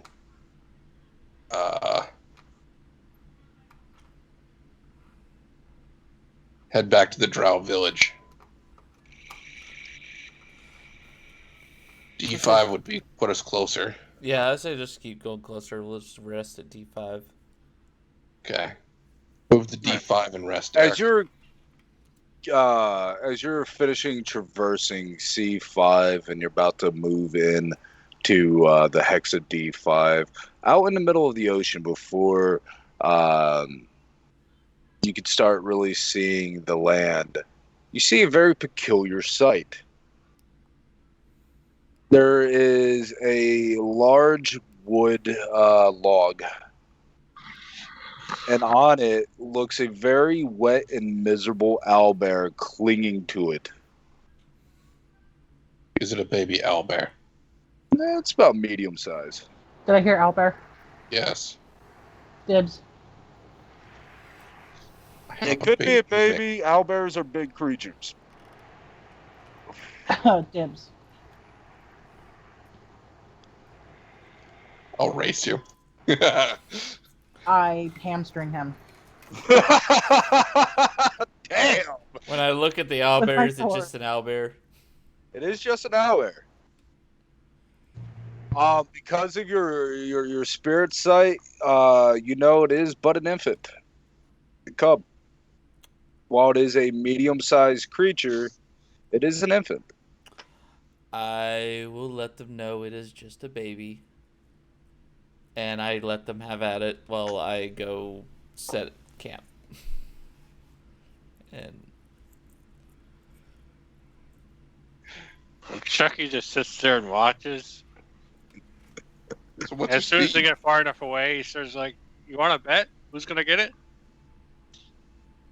I called dibs when Dan got his baby mimic. Thank you.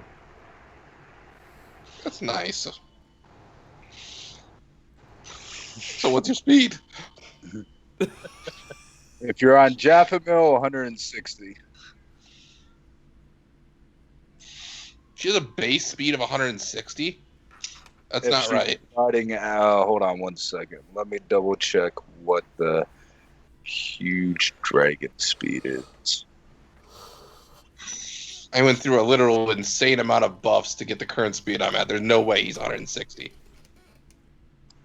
That's right. I haven't downloaded the Pathfinder books yet.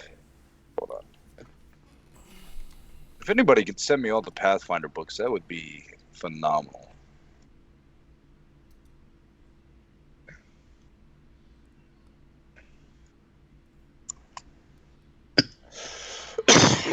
I still want to know why there's no results found when I click on monsters in the compendium in Roll20.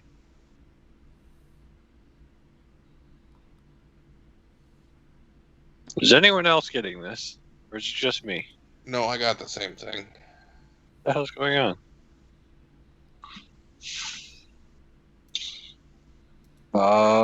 The huge dragon has 140 fly speed.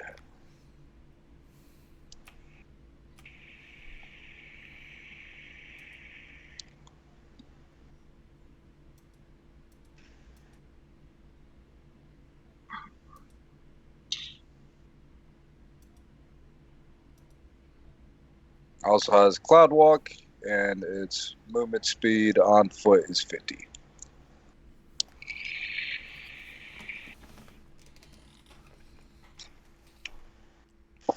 So she has ancient or she has adult? Because there's no huge. Well, yeah, I was looking up the huge category. I forgot what age category huge was. Adult.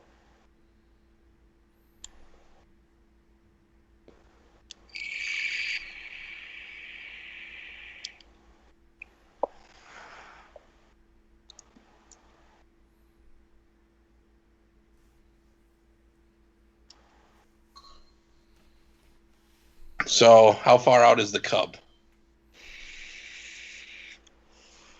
Say roughly a half mile. Fuck, she's gonna beat me to it. Well, I get 3 actions in a round, so 75, 150. 195. He goes 240 around. Fuck. How many feet him? I could do the math further, but you're gonna beat me. Just barely, but you're gonna beat me. All right. So, how do you approach this owlbear that's on a large log floating in the middle of the ocean, clinging to it like a wet cat? Marta Bear, a huge dragon, and fly towards it full speed.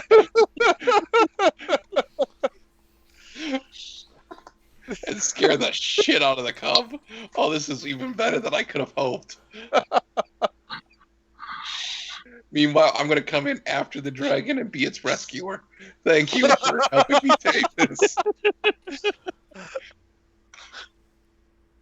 She looks so sad.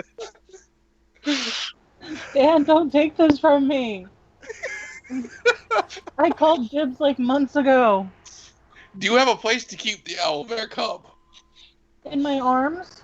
In my arms. It will die. We are in AoE blast all the time. In my arms. That was the best answer ever. I broke it.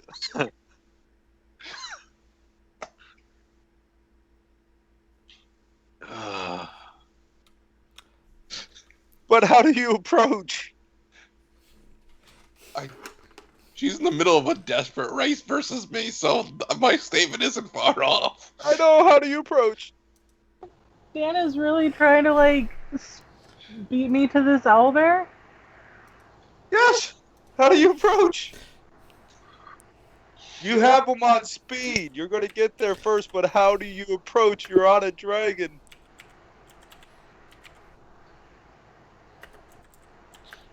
Well, I'd fly out to it and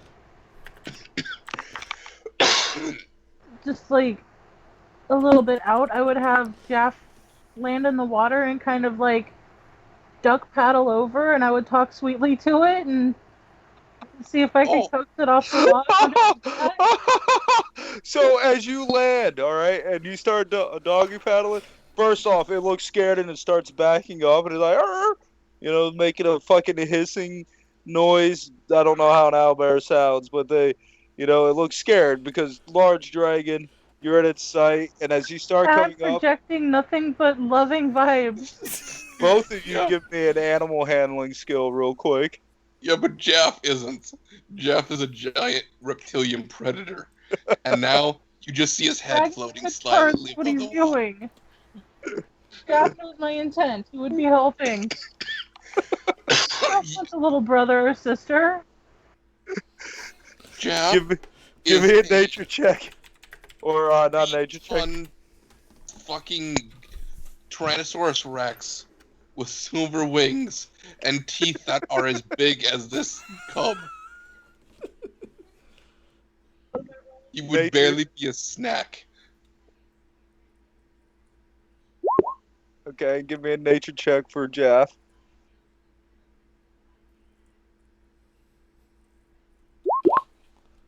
Oh, this couldn't be any better if I hoped.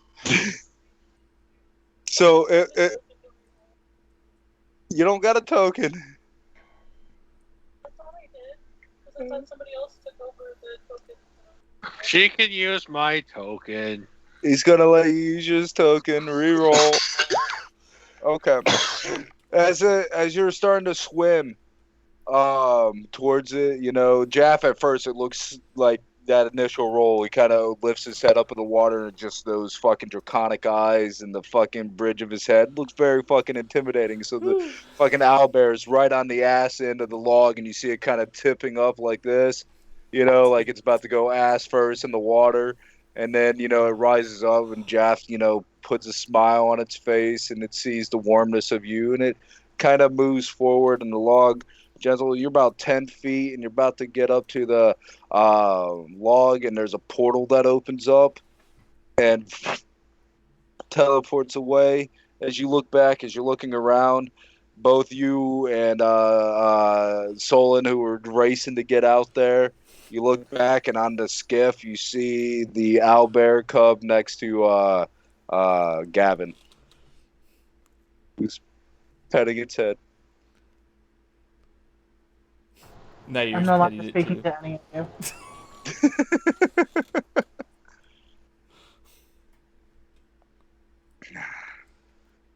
So what do you do?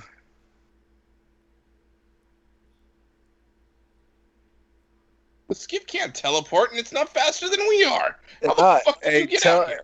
A portal opened up. The owlbear went through it, and he's by Gavin's side. And both you realize he had Nair open up the portal. Well, I wasn't speaking to her anymore to begin with.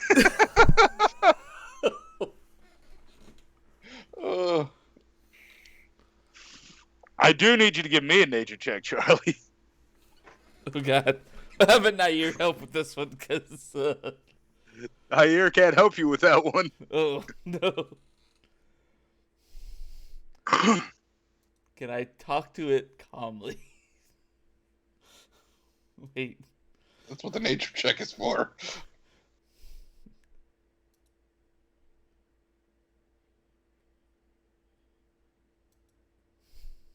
Well, I don't speak owlbear, so I can't use that diplomacy feat. Did you roll? Oh, there we go. Oh my god. 23. It looks up at you, just cocks its head.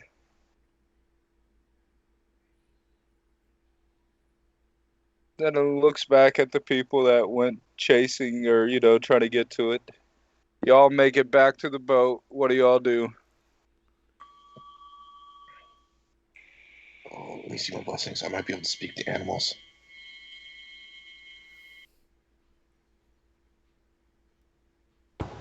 I have one last chance. I send Jack fishing.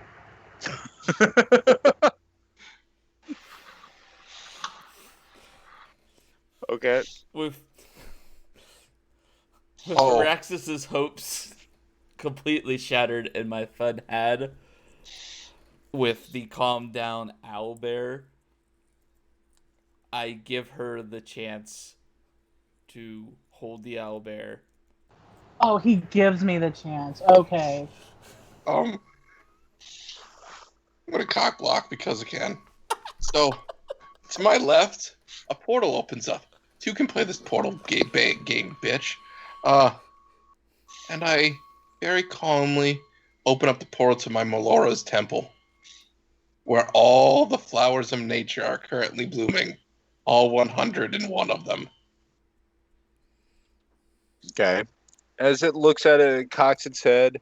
Jaffa Mill's head raises up out of the water and opens its mouth, and just a bunch of fish fall on it.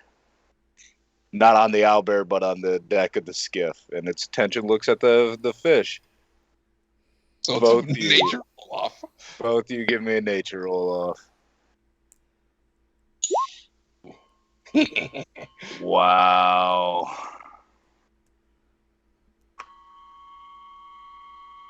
Where's your nature roll off? Mine's Did you already roll? 19? Alright, do those stand?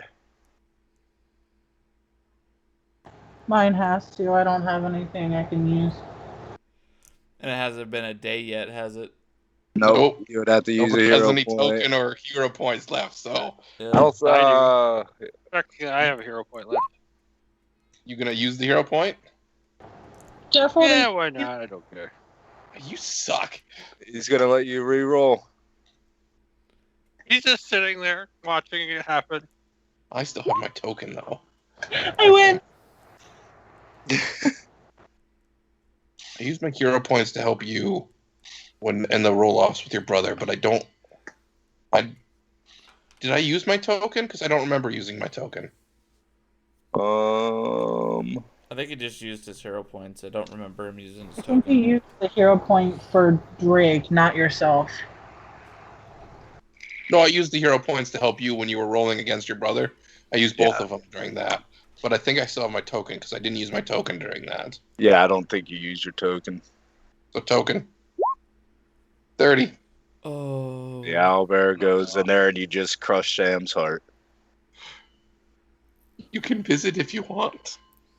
That doesn't help. I She know. legitimately looks sad.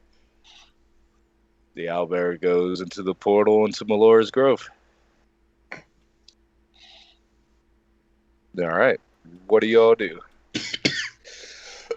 I just saved the owlbear's life because you were going to keep it around like a pet when the next fireball gets dropped. It was going to die.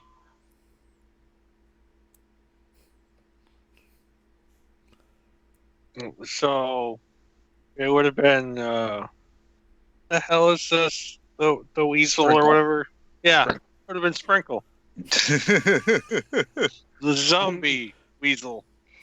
Pretty much it, yeah. The zombie weasel. All right. What do y'all do next? We will be wrapping up soon. Did she give me that glare all night? Huh? Did she give me that glare all night?